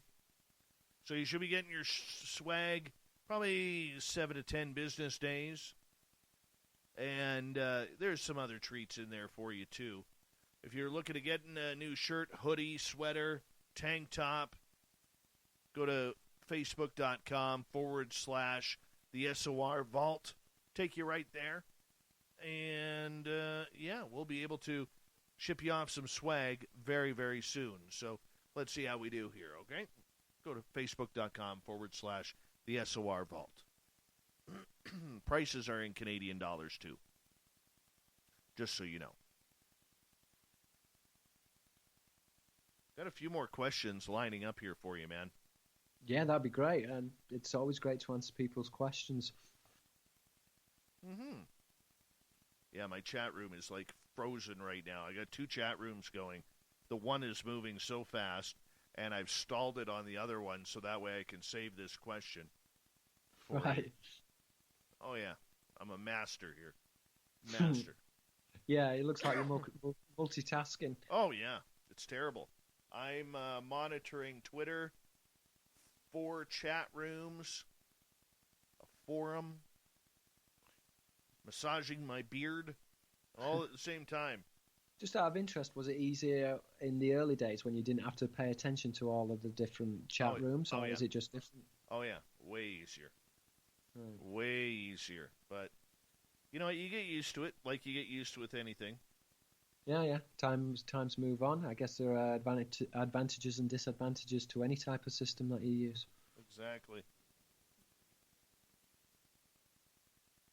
But it's great that people can interact in this way. Oh, yes. Yes, here we go.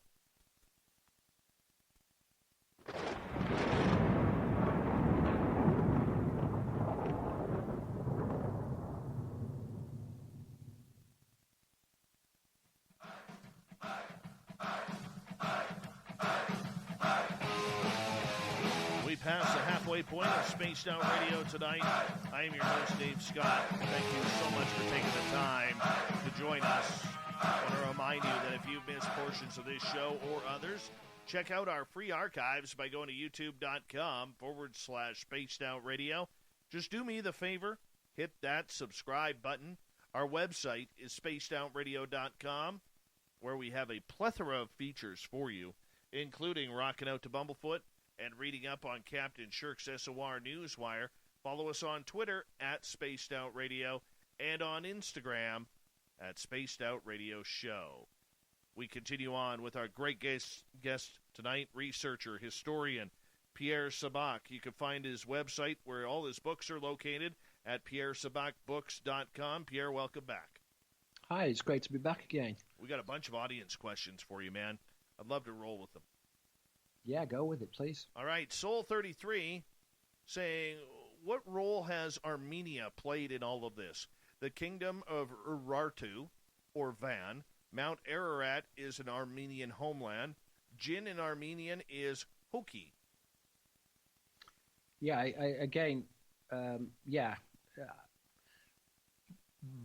basically the Kurdish traditions are very strong in terms of the Jinn and the Erin and the Watchers. So yeah, they're closely interconnected. Mount Ararat as well, Haaretz, which is the earth, traditionally is the landing point of Noah's Ark. Now what's very interesting about Noah's Ark is that the word in Teva, which is an ark, is equated with Sava, which is an army, and Sabaoth, which is the angelic host. So this is the type of ship or vessel which is actually specifically equated with the angels.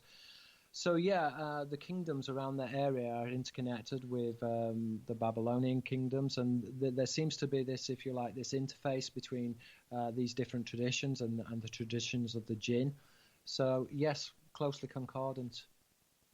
All right, let's move on to another question here. Sovereign is asking, do you believe that the creature we know as Sasquatch could be part of the Archons, where they referred to it as hairy demons in ancient text? Yeah, I'd never actually thought about that, but the hairy demons are equated with Sira, which is a goat, and they were referred to the hairy demons as the Serim. Now, the Serim is typically used to denote a jinn. Specifically, it's used to equate, it's specifically equated with the demigods. So therefore, when they represented the admixture of the human and the reptile, they would typically use hair signifiers to represent the mammal, and they would represent the serpent to represent the seraphic component. Now, in the Germanic languages, we see that there is, if you like, certainly within the symbolism, a relationship between got and gat, or goat, which is used to denote the jinn. Again, this is the human component. I think it's kind of interesting when you look at the Japanese language as well. And again, this is encoding what I refer to as the Seraphim-Cherubim dialectic. The Seraphim-Cherubim dialectic is this discourse between the two angelic traditions, which is the humanist tradition and then the non-human tradition, which are the Seraphim. So, for example, within Japanese, you see that there's an interrelationship between Kami, which is God, but Kami is polymorphic of hair, which is this human component. But again, when we begin to break it down, there's a close cognate with Ookami, which is a wolf, which is used to denote the dog star, and Kame, which is a turtle. Now, the turtle is important because within the Japanese traditions, their entities were, the kappa were traditionally represented with turtle shells. Now, the turtle shell is used to conceal the kappa, which is that which is hidden or concealed, but it's also used as a cytological motif in order to represent the kappa and its vessel, because within the Japanese traditions you have what is referred to as the Utsu no Fune, which is a hollow boat or a hollow ship, which is traditionally represented in the Edo traditions as a flying saucer, which is round or circular like a turtle shell. So yeah, I mean the symbolism is universal. I think I went off track there. Can you just repeat the question again, just to make sure that I got the different elements? Well, let's just move on. We've got a ton more questions here. Right, okay. Well, if you're okay. No, I'm absolutely fine. Aaron is asking, what do you consider the first written language? Well, this is interesting. Traditionally, Sanskrit is said to be the derivative between all languages, all Indo-European languages. And again, I think that when we look at where the mankind was planted upon the earth, this is interesting because obviously you have the Chinese, again, this idea that everything originates from Sanskrit is an Indo-European perspective, and it's very Eurocentric. because you've got the Chinese language. But somewhere between India and China, it appears that mankind actually was planted upon the earth and that modern civilization occurred. So I think that we'd be looking at a cross between the Indo-Sino languages rather than Indo-European. In addition to this, you also have the Aborigines, and the Aborigines are the original individuals upon the planet, and this is certainly found within, let's say, within Black Masonic symbolism, because within Black Masonic symbolism, sometimes they refer to that the black races are the indigenous races, but when you look at, let's say, the Zulu races and the traditional black races, they take their origins from the stars, traditionally from the Pleiades, in the same way as many of the Native Americans do. And the Pleiades is equated with the proto-human. So really, again, this seems to be a dissimulation, because when you're looking at the symbology, it's the Aborigines who are original to the earth. And yes, some of these races are black races, but not all the black races are indigenous to the earth. And so we're seeing again that the Disciparati are mixing truth with fiction, or certainly in terms of how the occult tradition is perceived amongst the illuminated ones. All right. Nikki is asking, are all jinn male? No. So, for example, we mentioned earlier of the Karen, which is a companion. Again, the Karen has a connotation of a succubus or a succubi, which can be a companion spirit, as in a sexual companion. So also you have the female equivalent of the Karen, which is a Karina. The Karina is the female companion. But again, the succubus and the succubi are again with the ghoul as well. The ghoul is a jinn, which is a flesh-eating jinn, but ghula, meaning gluttonous in the Arabic, is also used to denote the feminine version of the word. So yes, the jinn are both male and female, and they are equated with sexual procreation as well. So, for example, you see that there is this etymological connection, certainly within occult symbolism, between daemon and demos, which is people. And again, the demiurgos is the public craftsman, which was the genetic engineer which created life form upon the earth, which was in Gnostic philosophy the creation of the false world, which is the creation of the artifact or the construct, which is the replanting of the humanoid upon the earth and the corruption of the anthropos. All right, speaking of jinn, Queen Bee wants to know, are they immortal, or are they like parasites jumping from body to body to stay alive throughout time?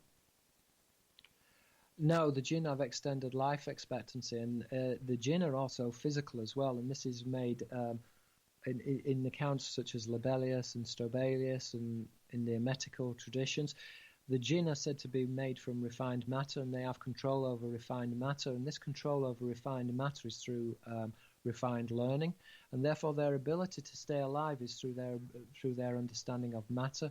We would describe this as genetic engineering, but I believe that this actually goes much further. They have conquered the waveform, so they can copy the waveform, they can copy waveform reality. So my understanding of this is that they don't necessarily need to copy just the genetic component of the life form. It's the next stage that they can copy the waveform, and therefore they can copy literally the soul pattern, which would be the individual at every single stage of their existence. And this could also include multiple lives and parallel existences. So the jinn they have this extended life expectancy, but they can be killed. And again, it's referred to in the traditions, both in the Quran and in the Hermetic traditions. It is said that the angels are conquered and can be killed. So yes, they can be killed. And again, within the Hadith as well, it's said that when the jinn are killed, so they can take on a human form, but when you kill a jinn, they revert back to their non-human form. So they have an extended life expectancy. But by implication, human beings should be able to do the same themselves. This is just through refined learning. Miss Pickles is asking, Pierre, are you an Anunnaki, Sumerian, jinn, demon, fallen angel, alien, shapeshifter yourself? No. Are you sure? I'm absolutely sure. Sometimes questions like that really frustrate me, because there is sometimes a tendency to think that I spend most of my time reading dictionaries, and sometimes people are rather cynical and they say, okay, well, you're interested in this subject, so you must be part of the Illuminati or you must be part of the disinformation. I'm not. I've spent many years researching this because I'm fascinated. My interest in this subject came about from actually seeing not traditionally a flying saucer, but what I would describe as a rocket in a field, and it was that which ignited my interest in the subject. All right, moving on to another question here. By the way, just Yes. to add to that, I am not affiliated to any secret society, so I'm not a Freemason. I don't believe in Masonic societies because they hoard knowledge, and I believe that this knowledge shouldn't be hoarded. I believe that it should be disseminated, and this is what I'm trying to do through my studies because, as I mentioned before, the classical tradition, Classis and Naval Fleet, Malacan Angel, Malacca Sailor, the Angelic Sailors, is this redacted tradition, and I'm trying to open this up and try to let the audience understand that the religious and the mythological tradition, because they are one and the same, goes back to this ufological tradition, which is this classical or classified tradition. So I'm not affiliated to any secret organization, society, or anyone. I'm a completely independent researcher. All right, let's move on to another one. Here, Sovereign is asking, is modern Hebrew a demonic concoction, and is Paleo-Aramaic the pure original language of angels? Well, I think, okay, I mean, Hebrew is, if you like, derived from the Aramaic in the same way that English is derived from the Romance languages, but again, he's going back into the Greek and the Semitic languages and the Old Norse as well, if you like. So, but the Hebrew is based upon the Aramaic. The Aramaic is said to be the original language of angels, but as we said before, the angel Zar is an angel or an alien, so they're one and the same thing, and Zar is equated to Sira, which is a boat in the Hebrew, which in the Arabic is Sira, which is Sirius. So the descendants of the boats are the angels equated with Sirius, which are the seraphim, the non-human host. Sarah spark, Sirius, Sira, Sirius, equated with Seraph, serpent, or the seraphim, Serapha, which is fire, which is the sparkling one. So essentially, yes, the Aramaic is said traditionally to be the original language of the angels. In the Quranic tradition, it's transposed to the Arabic. So, but I'm sure if you went back into the ancient Old Norse, they would be saying that the language of Odin would be the language of Old Norse. I think that you have this pure and adulterated language, which maybe originates from the angels, but this is purely speculative. I do think that the angels have inserted this code within language, which is polyformal and is polyglottal. It's found in multiple languages.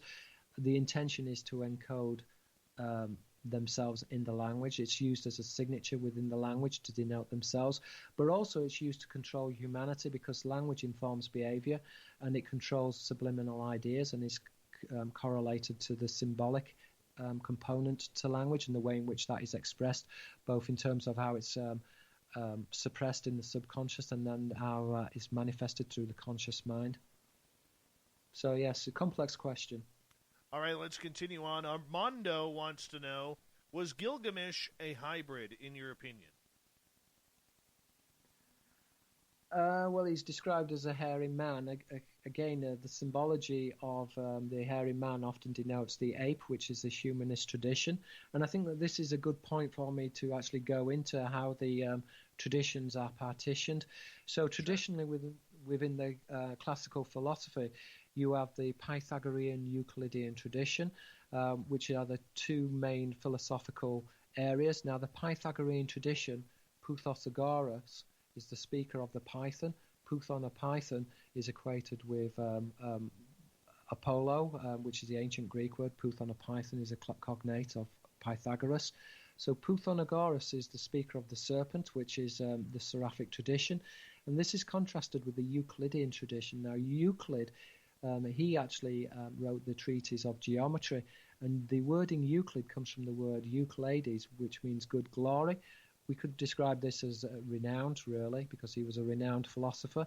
But Euclid is a diptych paranamesi. This is a special wordplay working from the Greek Euclides into the Arabic Euclid, which is to copy or to ape, from the etymology of curd, which is an ape. And therefore, it's the Euclidean tradition is this humanist tradition. and therefore it was said of Euclid that there were no no royal roads to Euclidean geometry. The symbology there was really that this was a humanist tradition and was distinct from the Seraphic tradition, which was traditionally equated with the Pythagorean tradition of numbers. Again, within the Hebrew, there is a connection between Sifra and numeral, and Seraph, which is a serpent. As we said, there is a connection between Sapphire language and Seraph. This is the alphanumeric component of language, which is essentially gematria. Again, gematria is equated with measurement, and measurement is equated with language, which goes into volume, and volume goes into dimension, and dimension goes into sound, which is vibration, which is the Pythagorean monochord, which is the numbers interconnected with different dimensions. But essentially, it was thought that different words had different types of sounds, and these different sounds or resonance could open up portals or could be used to infiltrate or penetrate different dimensions at the occult level. All right, let's move on to another question here from our audience here, as our guest Pierre Sabak is here talking new ufology tonight on Spaced Out Radio. And this question is coming from Off-World Adam. Can you explain the Zionists, please? Do they represent Jupiter? Yeah, Jupiter the Father. Yes, I mean, at one level they do, but the Zionist is connected etymologically to Sinai. And Sinai is a cognate from the etymology of Zinnia, which is the shield of the Lord, which, as we said, is correlated in the Greek with Theos, God, and Thurios, which is a shield, which are these heavenly vessels. Now, the word Zion and Sinai is coming from Zinnia, which is the Lord's shield. Zin, which is the bot of a shield, is the point of a shield, which is represented within Pythagorean philosophy as the circle and the triangle. The circle and the triangle is a representation of the cog and wheel. It's a stylization of the cog and wheel. So in Hebrew, there's a connection between Shen, which is cog, which is also polymorphic of the word tooth, and so therefore is used to denote a cog. Now, this is because the flying saucers were put together as a series of different cogs, and this is reflected in the Aramaic word ophan, which is a wheel. But in the Aramaic, they referred to them as the ophanim wheels in the collective sense, and this is because they were put together as a series of cogs. So therefore, Shen, which is a cog or a tooth, is equated in the ancient Aramaic with San, which is a saucer. And these saucers or vestibules were buried at different temple sites. This is found within the book of Jeremiah. The Rechabites actually took one of these constructions. They are referred to as a construction of the Lord. Maaseh, literally construction. So the shield of the Lord is a type of construction which was buried at the temple site in the sanctuary of Hanan, which is a wordplay on Anan, which is a cloud, because these shields were said to have fallen from heaven.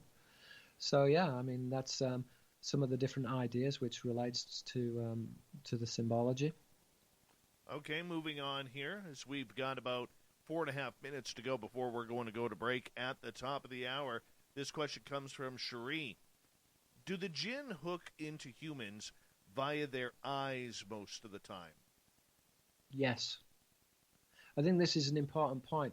So the Erin, the Watchers, or the Shining Ones, it's a polymorphic word. One of the reasons why they're called the Watchers or the Shining Ones, well, there's three main reasons. Number one is that they're equated astrotheologically to the symbolism of Sirius, the sparkling one, the scorching one. Number two is that often when they materialize, they are said to have a shining countenance, that they radiate light. And number three is that when they communicate telepathically, they use light, and therefore they are using some type of carrier signal in order to communicate telepathically. So they use light or a carrier signal in the same way that we would use microwave radiation in order to send signals. They are sending signals to the brain through a carrier signal, which is a type of light, and therefore the Watchers or the Shining Ones convey information through light, which is through the eye. So yes, this is why the eye is a very important symbol. I mean, it refers to the Watchers or the Shining Ones, which are these telepathic beings. But at another level, in terms of the Gnostic tradition, it refers to the observer. And now the observer and the observed are intrinsic to the creation of the universe, which is the creation of the universe through the observer. So there are multiple readings. And I really want to impress upon the listener that the symbol is multiple. It has this layered meaning. It's not just one meaning, but there are multiple meanings. The symbol is really encyclopedic. It contains multiple ideas. So there are some of the ideas which are encoded with the Watchers. All right, let's try and sneak in one or two more questions before we have to go to break. Frapp is asking, does Jinnistan exist on a higher plane of existence, or is it visible and accessible in this dimension, and can it just dematerialize? So we're talking about the jinn here? Yeah. Yeah, the jinn are the lord of all of the worlds, so they exist on different dimensions and planes because they've deconstructed the waveform reality.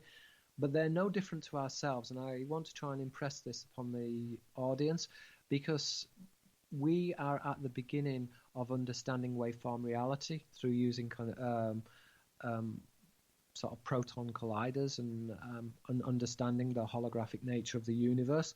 So once we have deconstructed the holographic principles of the universe and understand the holographic principles of the universe, we will then become a holographic species, and we will be able to deconstruct the different levels of reality. And so we're on the verge of this ourselves. So humanity in that respect is no different from the jinn. The only difference with the jinn is that they understand reality much more in a more complex way, and so they have, shall we say, a sharper focus of reality because they can focus in on different dimensions, whereas we can't. But we will get to the point where we will be able to do this ourselves technologically. We're on the brink of doing this. All right, and let's try and sneak in one more question here. Cherie is asking, if the Aboriginals originated on Earth, are you saying the rest of the races are from other star systems? We have about 45 seconds. That's a complex question. I think I need to answer that after the break. Yeah, we'll answer that question after the break. But essentially, the Aborigine races are original to the Earth, but again, that they have, in their mythological traditions and folklore, they have a relationship with these other races. But essentially, the Adamic man is the modern Homo sapien. So all Homo sapiens on the planet today are the Adamic man. But the Aboriginal races trace their origins back to an original race which was indigenous to this planet. Interesting. Well, we have you for another 30 minutes after the break, and I'm pretty sure that's going to move pretty fast as well. Pierre Sabak is our guest tonight on Spaced Out Radio, and we're having one heck of a time getting into all the deep audience questions. And Pierre, you're doing a great job at communicating the answers back. I will say that. Thank you. It's very interesting because I don't normally get people to ask me questions, so I'm really enjoying this because normally just interviewers just interview. Hear you. So it's good. It's We're a little different here. We're a little different, my friend. I think it's nice sometimes to communicate with the audience and to try and, because it's complicated, and to try and explain some of the ideas. Absolutely. Spaced Out Radio continues after this.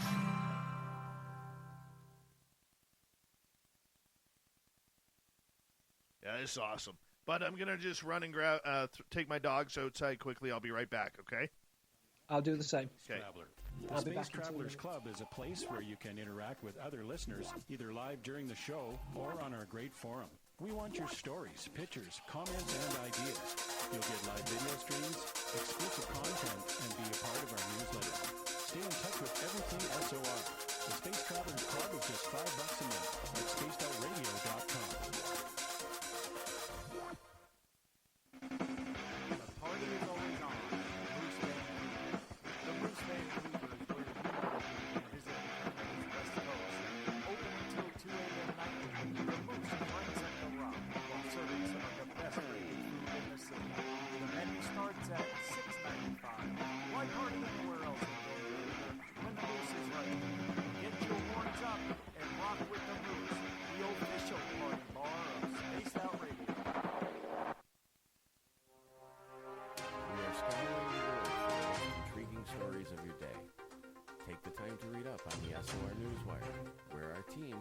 Captain Shirk will deliver to you some of the best paranormal and supernatural news, along with some stories that will blow your mind from the weird to the wacky.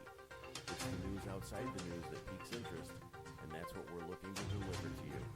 The SOR Newswire, only at spacedoutradio.com. Looking for creative ways to get your company out in the public? How about advertising on Spaced Out Radio? Our sales department is waiting to hear from you, and we can work around any budget.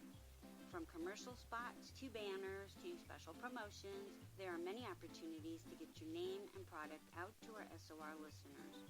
For a price guide and more information, please contact us at sales@spacedoutradio.com.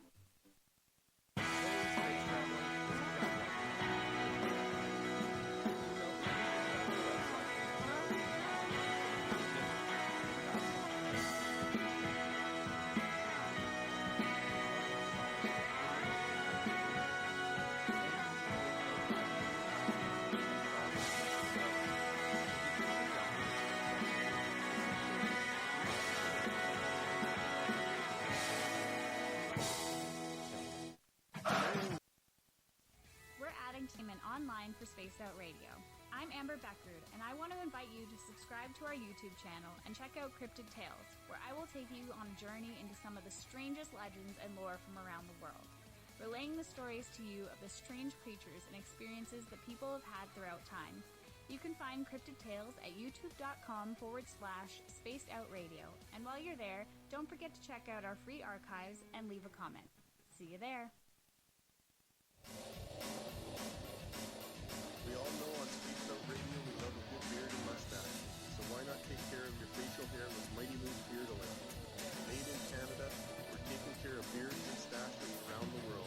We use 100% natural ingredients with our oils and balms to make your whiskers feel silky smooth. Use promo code SOR2019 at MightyMooseBeard.com today.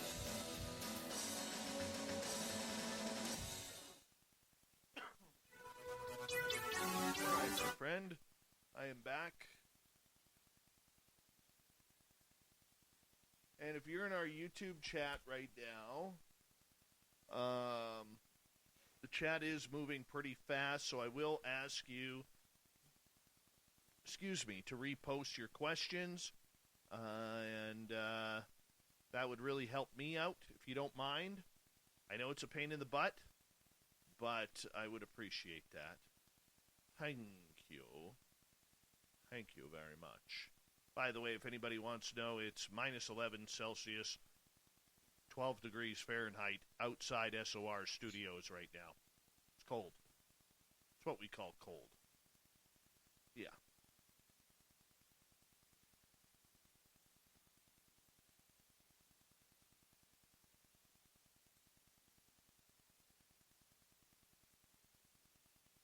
All right.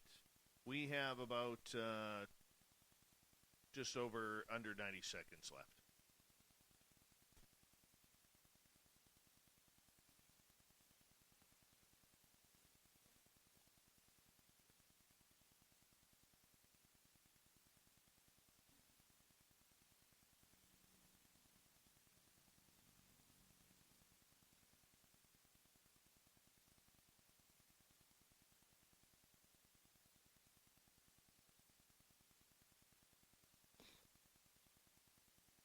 When we get to the break at the next half hour, if you could do me a favor, just sit through the break until I go to break. Then I'll say good night or good morning to you properly before we cut you loose. Yeah, that's fine now. I understand. As I said, I'm in no rush, so you take your time what you need to in order to get what you need to get. Oh, no problem. No problem.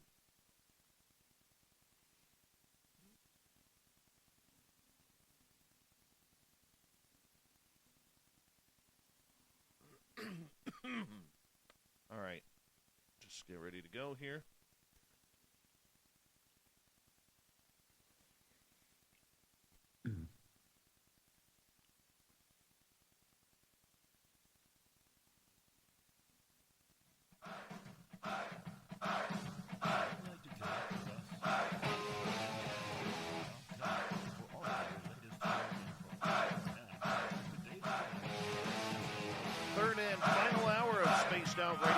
now underway. My name is Dave Scott. Thank you so much for taking the time to join us tonight. We really do appreciate it. Want to remind you that if you have missed portions of this show or others, check out our free archives by going to youtube.com/Spaced Out Radio. Just do me the favor, hit that subscribe button. Hello to everyone listening in on our terrestrial affiliates around the continent and digitally on KPNL, Revolution Radio, and TalkStream Live. The Desert Clam has set the password for tonight in the SOR Space Travelers Club. LaBeer Philly. LaBeer Philly is your password. Use it wisely, Space Travelers, as the Clam sets the password each and every night right here on Spaced Out Radio. Our website is spacedoutradio.com. We have a plethora of features for you, including rocking out to Bumblefoot and reading up on Captain Shirk's SOR Newswire.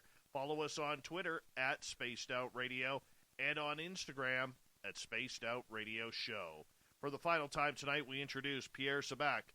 He is an author, journalist, researcher, historian, mystic, as we get into a lot of this really cool stuff called New Ufology, based on symbolism.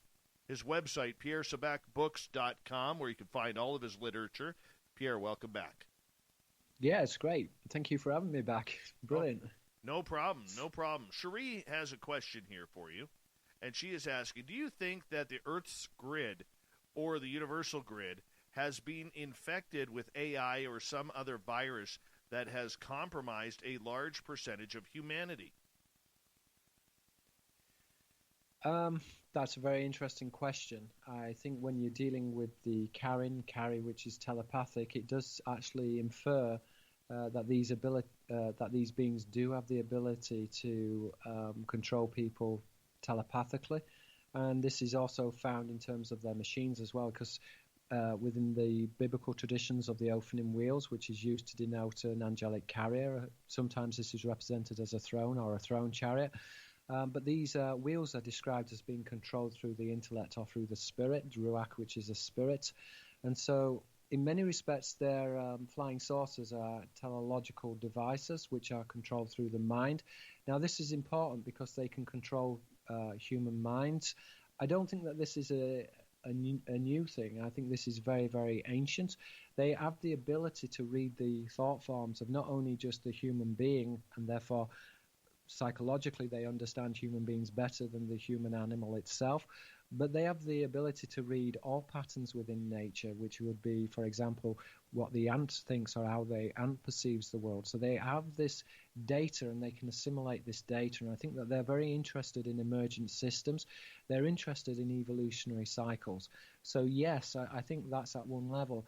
I think in terms of 5G, there is this push towards this teleological technology.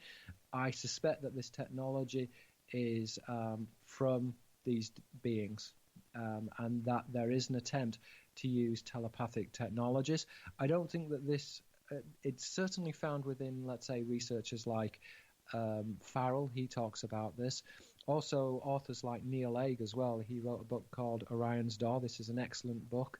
And it looks at Orion symbolism, but he also talks about how this technology can be used in order to control what people think. But I think in terms of the science behind this, there is still a lot of conjecture. So there are things which we know, and then there are things that we don't know. And a lot of this is based upon conjecture and based upon what we know is theoretically possible. But just because something is theoretically possible, it doesn't mean that it is being implemented on the population, but that doesn't also preclude the fact that it's not being used on the population or could be used on the population in the future. So I think it's a very, very complicated argument, but I do think that the technology is coming from these entities. All right, let's move on. Armando is asking, who is Barbello? I don't know who Barbello is, so sorry. All right, well then we can continue on here as we get into the questions from our audience. And Adam is asking, is the tuning fork a key of some sorts? If so, is it the only one key to not open things up to us? Yeah, the tuning fork is a type of key. As we said before, this would relate to the Pythagorean monochord, which is which are basically different notes represent different dimensions. And again, this is important in terms of the deity names, because within the Semitic, they would shorten the words by taking out the vowels, and therefore the vowel was very significant, because the name of Yahweh, the vowels are taken out, and it's the vowels which are important, because the vowels each have different sounds or notes, which are, if you like, keys, and keys are equated with door symbolism, and the door is very important because the key is equated with a lock, and a lock in the ancient world was constructed from a series of wheels, so the key is identified with the opening wheels. And again, we find this relationship between klasa key, klasis, which is calling, so one is called, to klasis, which is this naval fleet, which is this angel or angelic tradition. And this calling, as we said before, is telepathic, so it's equated with inspiration. Spiritus, which is the spirit, so inspiration from the spirit, or enthusiasm, again coming from the etymology, to be enthused by a god. So yeah, we're seeing that there's these interesting relationships within the classical tradition. All right, let's continue on with audience questions. John is asking, what is your thoughts about Manly P. Hall's books regarding these subjects? Okay. Well, Manly is coming from the humanist tradition, because Manly denotes a man. So he's coming from the Euclidean tradition. I think he's I would describe him as an excellent historian on occult philosophy. In terms of understanding the inner secrets and the inner mysteries, I think he's a little bit more guarded. But if you want to understand the history of occult philosophy, he's perhaps one of the best scholars on the subject. All right, let's continue on with some audience questions here on Spaced Out Radio. Bomber is asking, have you ever looked into the subject of Sasquatch? If yes, what do you believe are their beginnings in relation to stars? Okay. Yeah, I'm not that familiar with Sasquatch or Bigfoot. I do know, though, that I've got a friend called Paul Sinclair, and he's been researching this in the UK, and that there are lots and lots of accounts of Bigfoot and Sasquatch in the UK, particularly around the Sheffield area and around the Yorkshire area. So yeah, if you're interested in Sasquatch, and particularly if you're interested in looking at these traditions from the British Isles, then I recommend the work of Paul Sinclair. He's an excellent author. All right. Christy is asking, what important piece of information can you give for a solution to the issue we all face with entities using us as commodity? I think empowerment. So I think we need to begin to think for ourselves. So for an example of this, in terms of my own research, I didn't read what Zecharia Sitchin said or what other people said, but I went back to the ancient languages, and I wanted to understand the languages, in particular the root of words, because it's looking at what the actual words mean, then we can deconstruct the symbology. So before scaphology, which is the deconstruction of angelic boats within the religious and mythological tradition, yes, the idea that the angel was an alien was, shall we say, propagated within the alternative media through authors such as Zecharia Sitchin. But that was never established or proven, and I think that my work is the first book which has proven this correlation between the angels and the fact that they were depicted as sailors and that they were identified with astrotheologically with different star constellations. And this is important because then it actually informs our understanding of ufology. So, for example, the flying saucer, the first usage of the word flying saucer came from Kenneth Arnold, and this was published on the 24th of June. But the 24th of June is the same date in which the Lodge of Freemasonry and also the Rosicrucian orders were all established. So the 24th of June is a very significant Masonic date. And I believe that this was important because the Masons were actually releasing information about the occult tradition, which appertains to the angels. So if you like, this was a type of private disclosure amongst the initiated. All right, moving on here. Nikki is asking, the jinn are actually extremely dangerous. Why have you chosen to do so much study of them? Yes. I mean, knowledge is dangerous, isn't it? Because what you do with that knowledge it can be dangerous. I don't know. I didn't intend to study the jinn.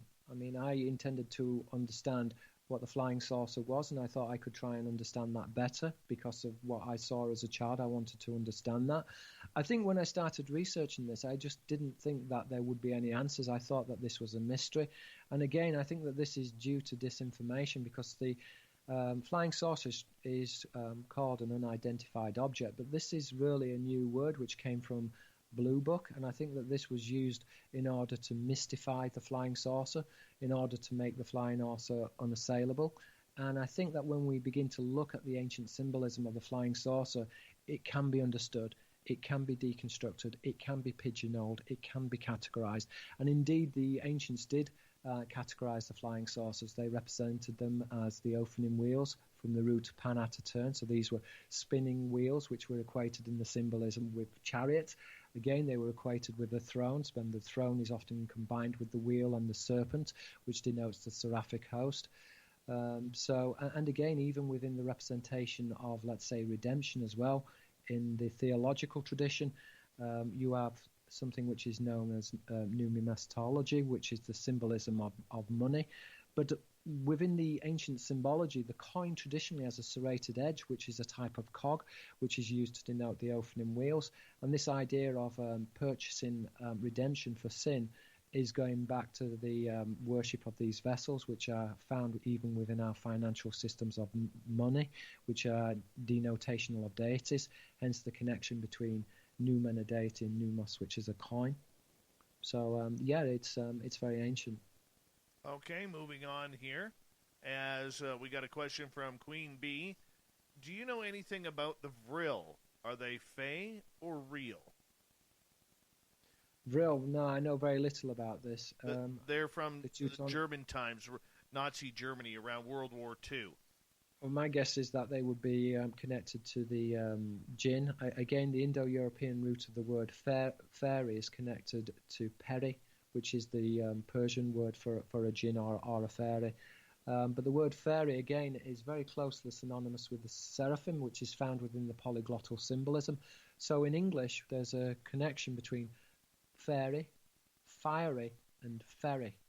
And therefore, the ferries have ferry boats. But the word ferry boat is connected to a fairy. But the same symbology is also found with the seraphims, hence the connection between seraph, which is a serpent, serapha, which is fire, and Safina, which is a boat. It's the same symbology. So the seraphim and the seraphic tradition, which is the jinn, which are identified with the Elohim, the high ones, Erin, which is a watcher or a shining one.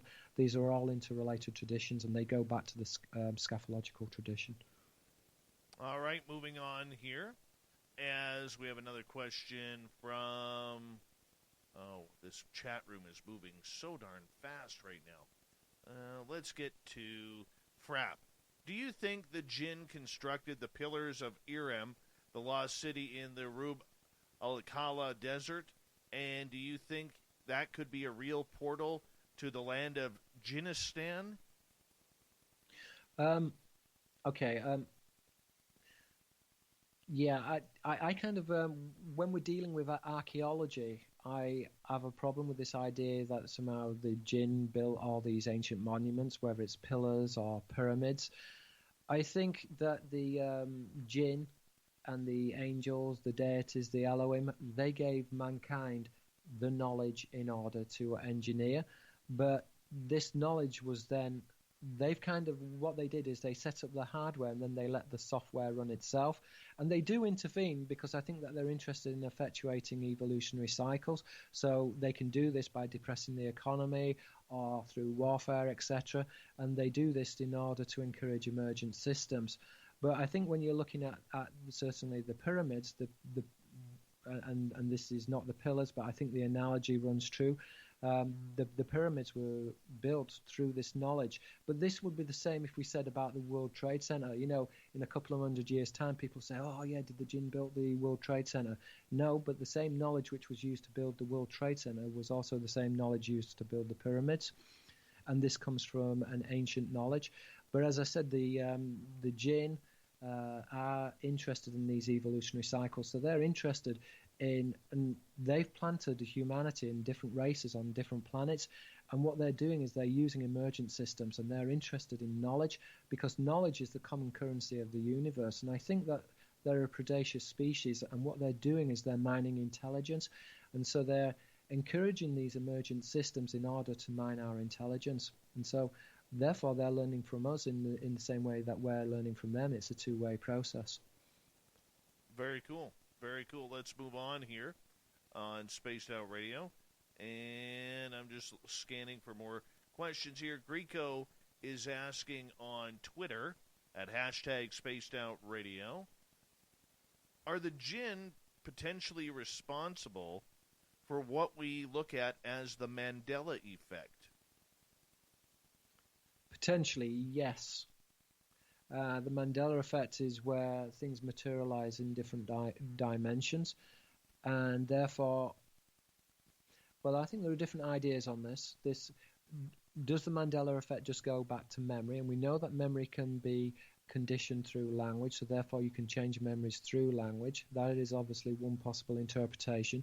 The other possible interpretation is by using these colliders, maybe mankind is opening up certain types of rifts which are causing the Mandela effect.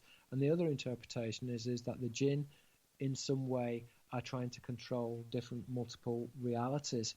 I certainly think that when I look at the ancient traditions of, let's say, the Mesoamerican traditions of sacrifice, for example, it seems to me that my understanding of this was that they believed that mankind in the future was killed or annihilated, and that the race of man from the future was replanted upon the earth. And if this is correct, then maybe they were sacrificing in order to try and change the future so that mankind wouldn't go to war with these entities and therefore destroy itself.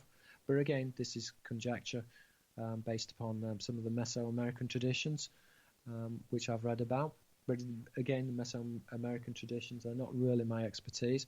But I do think that we are dealing with a holographic culture, and that has implications in terms of that they are interdimensional. And so their culture is very different from our own culture, which is based upon a linear time constraints. Okay, let's move on here. Greco is asking, to follow up, what do the old texts say about raising the dead? Yeah, I think that this is interesting because the dead are equated with the spiritual realm, which is the realm of imagination. This is the imaginal realm, which is the implicated order, and therefore, and the implicated order is then explicated or is particularized. So there's a distinction between the universal realm of ideas, which is the imaginal realm or the spiritual realm, and how that realm then is manifested in physical reality. Now, the whole idea of the initiate was to remember was to facilitate remembrance, because in the Greek mystery and Gnostic traditions, death is synonymous with ignorance, and therefore, in order not to be ignorant, and in order therefore to live and therefore not to die, one has to facilitate remembrance. This can be done through certain rituals, or it can be done through talisman, because the talisman is used to help facilitate remembrance, which is to help to facilitate rebirth, which is the remembrance of the soul pattern. Now, it was believed that if one could remember the soul pattern through, again, this would be controlling the ulterior reality, which are the dream states, which is the imaginal realm. So if you can control the dream state, then you can control the imaginal realm, which is the spiritual realm, which is basically in preparation for death. Because if you are unable to control the dream state, then when you die, then you enter into a state of forgetfulness, because you're in the imaginal realm of ideas. You are swamped, if you like, by different ideas. In the same way that when you go to sleep at night time, your dreams, you forget who you are and you enter this dream state. And so it's therefore important to try and facilitate remembrance within the dream. And by controlling one's dream states and being able to dream lucidly, then you can control physical reality and by implication control one's incarnation. We've got just under 3 minutes left with you, and Tristan is asking, can you explain the symbolism of spinning wheels you speak of? Yeah, okay. Basically, the word ophanim, which is the wheels, is equated with pana, to turn, and Ophir, which is the old Semitic root for gold. So these were golden spinning wheels. Now, the wheel is traditionally equated with the chariot. So therefore, in the ancient world, when you see symbols of the chariot in heaven, it's used primarily to denote the spinning wheel. The spinning wheel is equated with the opening wheels, which are these flying saucers or vessels.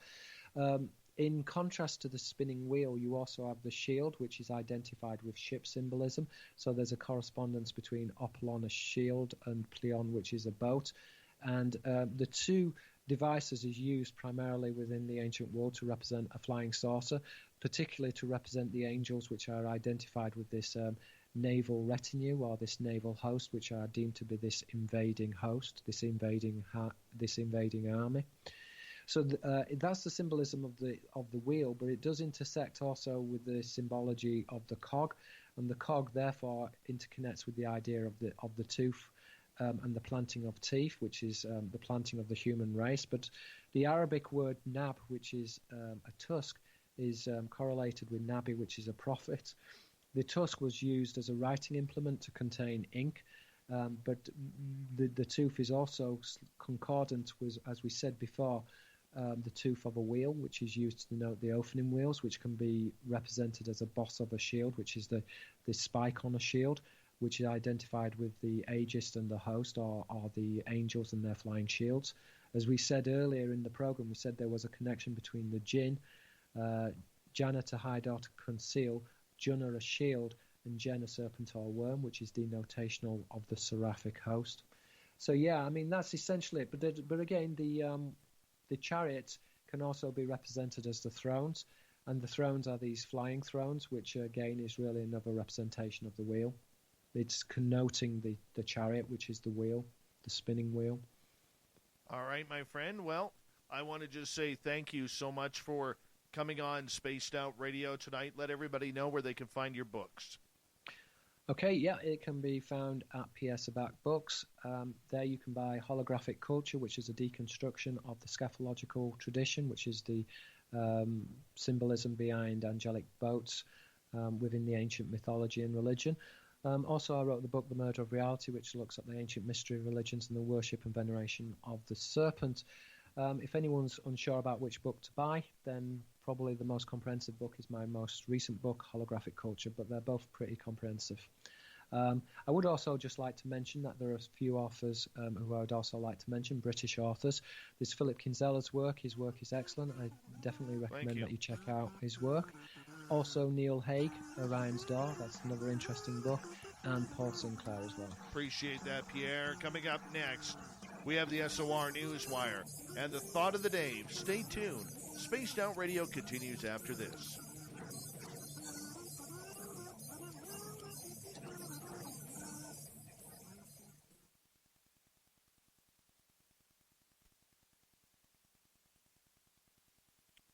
Great job tonight, man. Great job. Thank you. We'll give you a few claps. Right. Thank you so much for doing this. Our audience loved you. Good. Thank you. I think it's because it's so new and fresh. You know, no one is talking about this because nobody really knew about it before I started to look into words. Keep it up. But I mean, it's the basis of religion and mythology, and so it's so important to understand, because if you don't understand scaphology, then how can you deconstruct what an angel is, what this means in terms of religions? And if you don't understand the astrotheology, it's a missing component to mythology. And I think before there was this black hole within the intellectual landscape, and this is filling in that black hole. Makes sense. All right, my friend, I got to run, get the news ready here, but I want to say thank you for coming on the show, getting up early for us. This was completely awesome, man. Completely awesome. It was wonderful to interface with your audience, so thank you very much. It's been a real privilege. All right, take care, my friend. Thank you. Bye-bye. Bye. Nice dude. Nice dude. Knowledgeable. Very clear, concise speaker, too.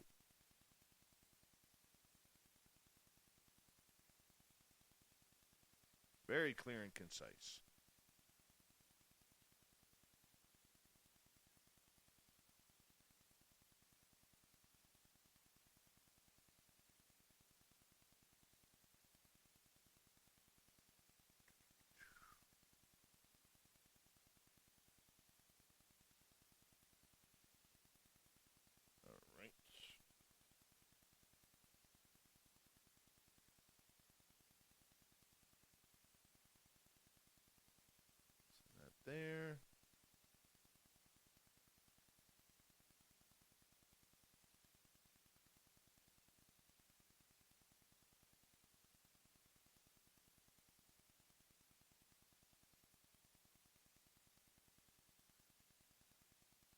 That was a lot of fun. A lot of fun.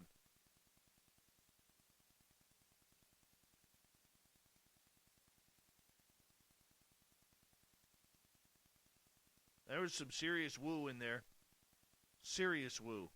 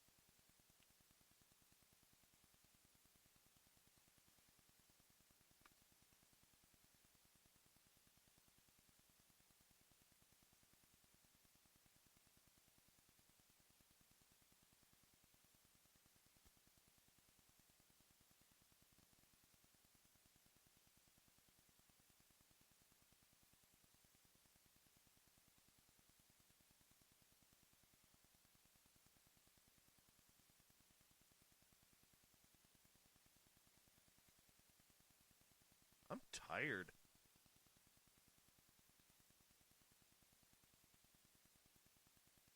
Sorry for all the yawning. I'm all of a sudden tired.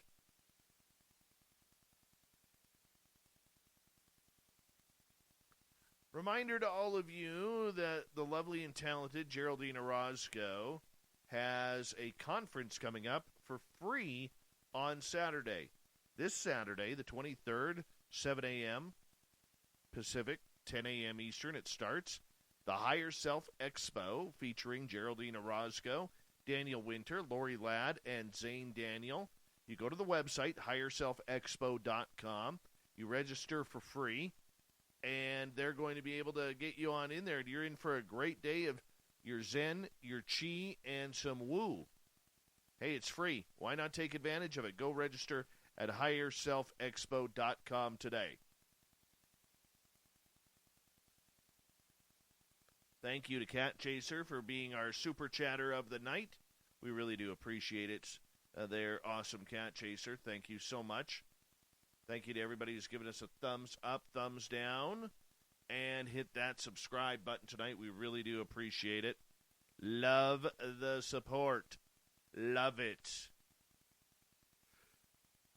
Excuse me.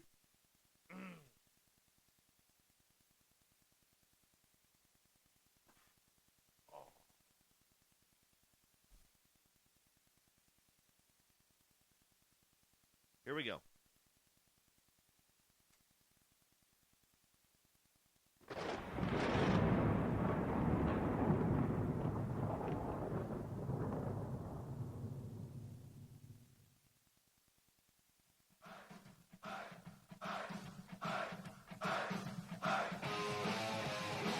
We rounded third. We're heading for home tonight on Spaced Out Radio. I am your host, Dave Scott. Thank you so much for taking the time to join us. Want to remind you that if you've missed most of this show or others, check out our free archives by going to youtube.com/Spaced Out Radio. Just do me the favor, hit that subscribe button. Our website is spacedoutradio.com, where we have a plethora of features for you so we can rock out to Bumblefoot, read up on Captain Shirk's SOR Newswire, and much more. Follow us on Twitter at Spaced Out Radio and on Instagram at Spaced Out Radio Show. For the final time tonight, we bring you the SOR Newswire because that's what we do every time of this night.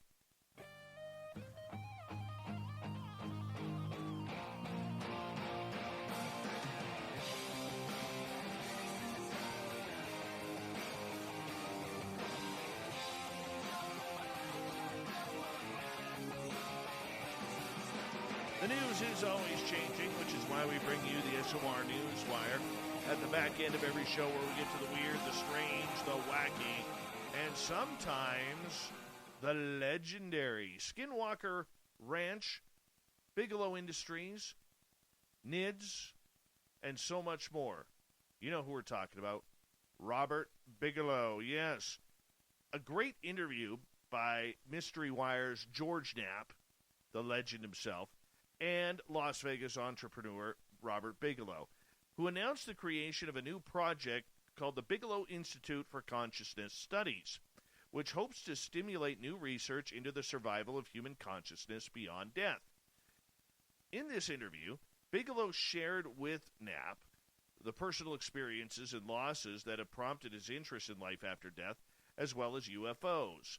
Bigelow went on to say possible connections between consciousness research and the UFO subject, including the risks of trying to establish communication with the unknown. Goes on to say that he has spent more money investigating the UFO mystery than any person in history, literally tens of millions of dollars over 30 years. He not only gave financial support to individual researchers, but also established his own think tank, the National Institute for Discovery Science, or NIDS. During the NIDS era, Bigelow learned about the paranormal hotspot called Skinwalker Ranch, where UFOs, animal mutilations, crypto creatures, poltergeist activity, and other bizarre phenomena were reported with alarming frequency dating back many years. When he bought the property, he installed his own scientific team to investigate various world incidents. The property, of course, known as Skinwalker Ranch. However, Bigelow sold the ranch in 2016 to Brandon Fugel. During his ownership, Bigelow was contacted by scientists employed by the DIA, or the Defense Intelligence Agency.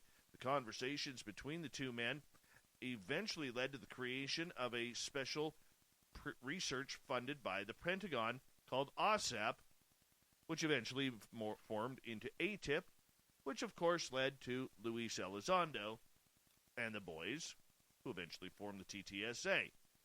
Lots to say here. Go to MysteryWire.com if you want to hear that interview. It is apparently very, very powerful. For weeks before giving birth, Stephanie Arnold had premonitions that she would die in labor. Her fears came true for 37 seconds, in which she had an out-of-body experience and said she saw dead loved ones. Yes, how freaky is this? The Chicago native said she had premonitions that she was going to die when she hit about 20 weeks into her second pregnancy in 2013. She recounts on the new documentary Surviving Death on Netflix how she and her husband, John, learned that she was pregnant, then had a condition called placenta previa. That's scary stuff. My ex-wife went through that, which causes hemorrhaging. She said, it was so difficult trying to communicate about feelings about this foreboding when I didn't have something tangible to show. She says, I told Jonathan, I do not know what to tell you other than the fact that I've got this intense feeling around that something bad is going to happen. I mean, if you saw me in Starbucks and you said, oh, how's your pregnancy going? I would literally say, I'm going to die. Horrifyingly, her prediction came true. After giving birth to her son Jacob, her heart stopped beating, and she was legally dead for 37 seconds. Reliving the moment, she says, they wheel me into the room that I'm going to give life to Jacob and take mine. They put a curtain right in front of my face and prepare me for a C-section. They deliver Jacob. He's happy. He's healthy. Seconds later, I flatline. Everything came into a 3D movie, and I could actually see outside my body. My point of view was above my body and next to my body, and I could see everything that was going on in the operating room. Inexplicably, she could describe the situation in the room around her lifeless body. I see the anesthesiologist by my feet, she added. I see which nurse jumped on my chest to give me CPR. In this other dimension, spatial relations break. There is no ceiling. There is no walls. Everything is just moving around in so many different directions. She could see her daughter on the other side of the hospital with her grandmother, she continued. And then I see spirits everywhere. My grandmother, who had passed when I was 10 years old. My mother's brother also appeared. The last thing I heard was, Julie, Dr. Levitt saying, this can't be happening. This can't be happening. She felt a pulling in the stomach before she jolted back into her body. Her near-death experience left her in a medically induced coma for 6 days after suffering kidney failure. Stephanie said she had to learn to walk and talk again, and the incident has left a gaping hole in her life. Now, that is scary. You know what? I was 25 years old when my daughter was born, and my ex-wife had placenta previa. And I will tell you this. Surviving that is a miracle. A miracle. And as much as I talk ill of my ex-wife on here sometimes, I'm still glad she made it. I really am. Because it's a real, real difficult situation to sit in front of your doctor at 25 years old and have him say, you're going to probably have to choose which one makes it and which one doesn't. And I remember my ex-wife saying, choose the baby. Yeah, that's a real thing. I believe this lady, and thank God she made it. Thank God she made it. A New Jersey man recounts his encounter with the infamous Jersey Devil 6 decades after it took place on the new Fox Nation's Monsters Across America. In the episode, Michael Orff recalls traveling down an unpaved road as a South Jersey high school student with his date, a girl named Violet. Suddenly, he remembers Violet spotted something unusual coming towards him. I get chills every time I see it, Orff says, holding a sketch of what he believes to be the Jersey Devil. I hid it away from my children at home when they were little. The backstory of the Jersey Devil is varied as a number of people who claim to have encountered it. For more than 250 years, tales have circulated about the creature from the Pine Barrens, whose origins allegedly can be traced back to the monstrous local birth. Orff, now an educator in New Jersey, recalls rolling down the window of his father's car when he sensed that there was something out in the woods in the pines. I felt cocky and comfortable and being in the Pine Barrens, but I shouldn't have, he said. We heard a rustling, and there was definitely something out in the woods. Suddenly, Violet opened her eyes and mouth wide as she started pointing to the window because there was a hand coming through the window, and that hand was big. It had sharp, almost like a claw, sharp nails coming right at Violet's head. Orff's immediate reaction was to roll the window up, he said. I caught the arm in the window and blood spurted out on her face and on me. I tried to start the car. She was screaming. I got the car started and I tried to put it in what I thought was reverse, but I was actually going forward at the same moment that he had left on the car and picked up his right arm and shattered the windshield.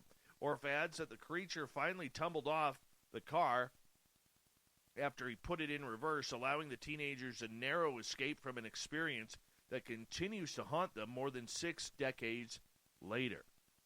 Holy cow. Holy cow. That is scary. You imagine that happening? I have a guy in town here. His name's Dave. When he was 18 years old, him and his girlfriend were going to a cabin out at one of the lakes about 40 minutes away from studio here. And he had a Bigfoot come out of the ditch and slap the windshield of his car. Slapped it. Didn't shatter the window, but he slapped it. And then he hammered on his brakes. Girlfriend freaks out. Tucks into where you put your feet in the car, under the dashboard. And he sees in his rearview mirror this creature just walking behind the car and then up the hill on the other side of the road. Oh, just gives me chills. Ever since Tesla decided to advertise its self-driving feature as autopilot, drivers have gotten into varying degrees of trouble for letting their vehicles take the reins on the highway while they take a nap at the wheel. The obvious danger didn't discourage TikTok star Jonathan Cook, whose over 1 million followers were able to watch him tuck himself into a cozy bed in the back of a Tesla Model 3 while racing down a highway in an infuriatingly dangerous video first spotted by a number of people. It's a reckless and selfish stunt that endangered innocent lives and, thanks to video evidence, could present an open and shut case for local law enforcement who want to throw a book at this youngster. Gets even worse. Cook decided to upload a behind-the-scenes video to YouTube in which he outlined how he fooled the vehicle's autopilot feature into registering that he was paying attention to the road. Despite Tesla's flagrantly misleading name for the feature, operators still have to pay attention to the road and keep their hands on the steering wheel, ready to take action at all times. But those safety features can be easily circumvented. Cook used a device attached to the steering wheel to fool the car into thinking his hands were ready to engage. He also had to crawl out of his buckled seatbelt. To be clear, Cook's not the only person to put his own life at risk, but endangered other drivers on the roads. It's probably enough to qualify him as a criminal defense. And He gave the local sheriff all the evidence they need to arrest him by putting it online. We'll see where that goes. What an idiot. Imagine winning a 2020 Chevrolet Corvette Stingray. If you've ever driven one, they are fun. Oh, they are fun. I drove a 2016 a few months ago. Amazing cars. Huge power. Well, a Georgia man thought he hit the jackpot when he won $250,000 in a new Corvette in a scratch-off lottery game back in December, but run into a little bit of a roadblock cashing in on his new wheels. Why? Dennis Collar says he purchased a $5 Corvette and cash ticket at a kiosk with his wife was waiting in line for lunch at a fast food restaurant. He hadn't previously played the game but found a $5 bill in his pocket and decided to go for it.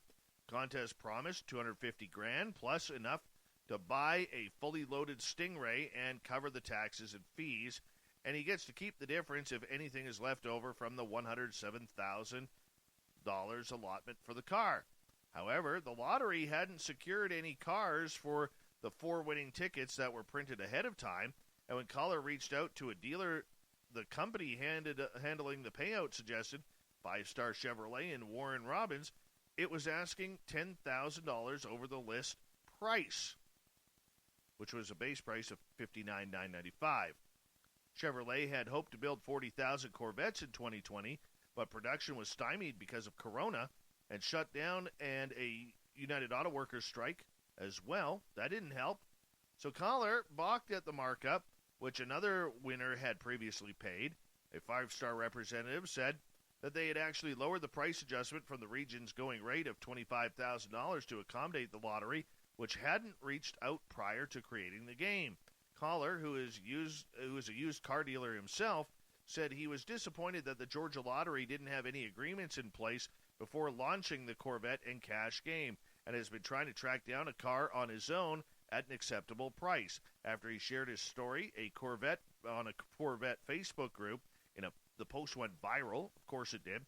One dealer reached out offering him to sell him the Stingray that was marked up at $60,000.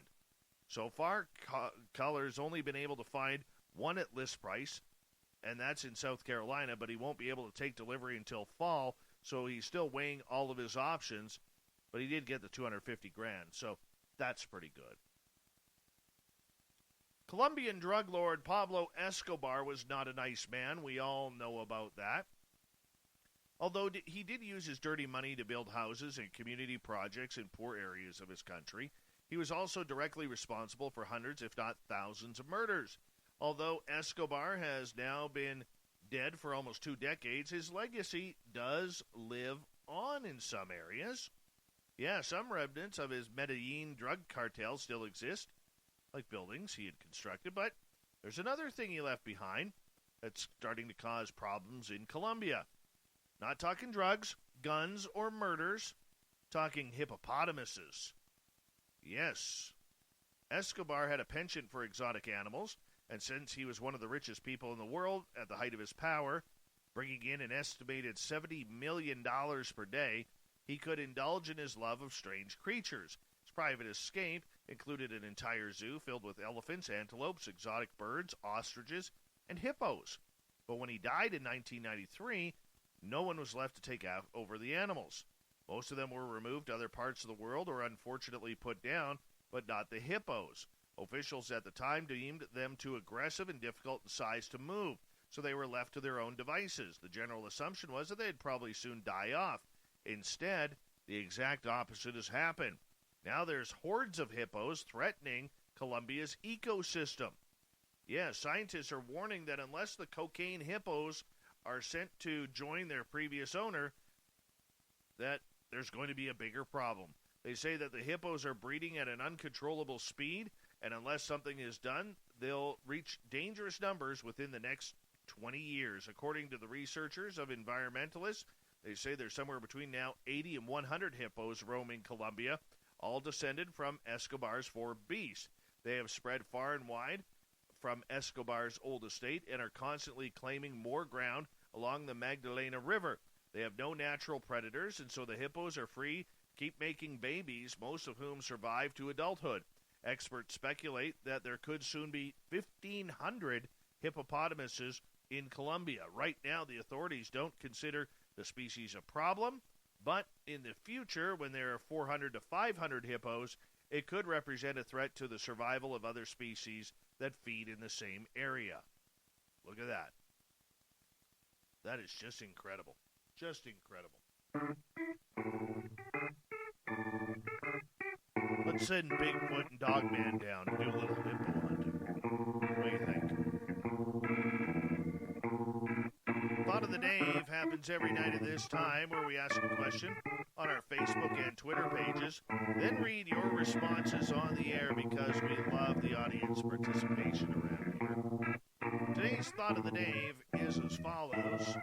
What UFO conspiracy do you believe will come true? Graham. They're all true. All the true ones, Dave, my good friend. Captain Canada. That Mart L is actually from another planet where he rules totalitarian, like with nothing but Kiss being played on the stereos and the Habs on the telly. Well, it's better than the Leafs. 13 ballads. 1890s sightings of men in bowler hats piloting airships. Space Monkey. We're being used for our eggs and sperm. Speculation, of course. It's a lot easier to manipulate DNA than it is to terraform a planet. I could be horribly wrong, though. Chaos. Denver International Airport will rip itself open and UFOs will come flying out, along with an alien lizard race. Oh, that's nice. That's nice. All right, moving on here. Moving on. Let's see. Cable Guy Matt. Reptilians will be running the planet soon. James. That the Nazis were breakaway humans and that they had AI in ancient times. Well, isn't that nice? Scarlet. Man was created to work to tend the earth. God headed out into the universe to carry on. Those left behind to look after the creation found the power in man, took it for themselves, and grew powerful, and then became dark. Eventually, God returns with the forces of light. There's a great war that nearly destroys the solar system. Oh, that's big. That's big. Jim. Yes, I agree with the others that many alien species and hybrids have been living with us for a long time. The secret coexistence will increase exponentially. Awesome Annie. This one that starts with, we're here to help. Alex, don't know, but if I know the one, that won't. Whoa, it's, what's he saying here? Oh, that Bigfoot is an alien stupidity by the same type of people. That obviously is not happening either. Somehow I think Alex needs a translator. He speaks too Californian for me. Eric with a K. You know, we are Eric with a K's fourth favorite show, people. We are number 4 on Eric with a K's list. And his thought of the day, that Bigfoot run the secret space program. Barry, absolutely nothing. Gil wants to know more about Area 51. Davey, that aliens only eat breakfast for dinner. Are you kidding me? Are you kidding me? Joe, that the aliens make Dave Scott go to Tim Hortons and buy them donuts. That is truthful. I ate the donuts, though, Joe. I ate the donuts.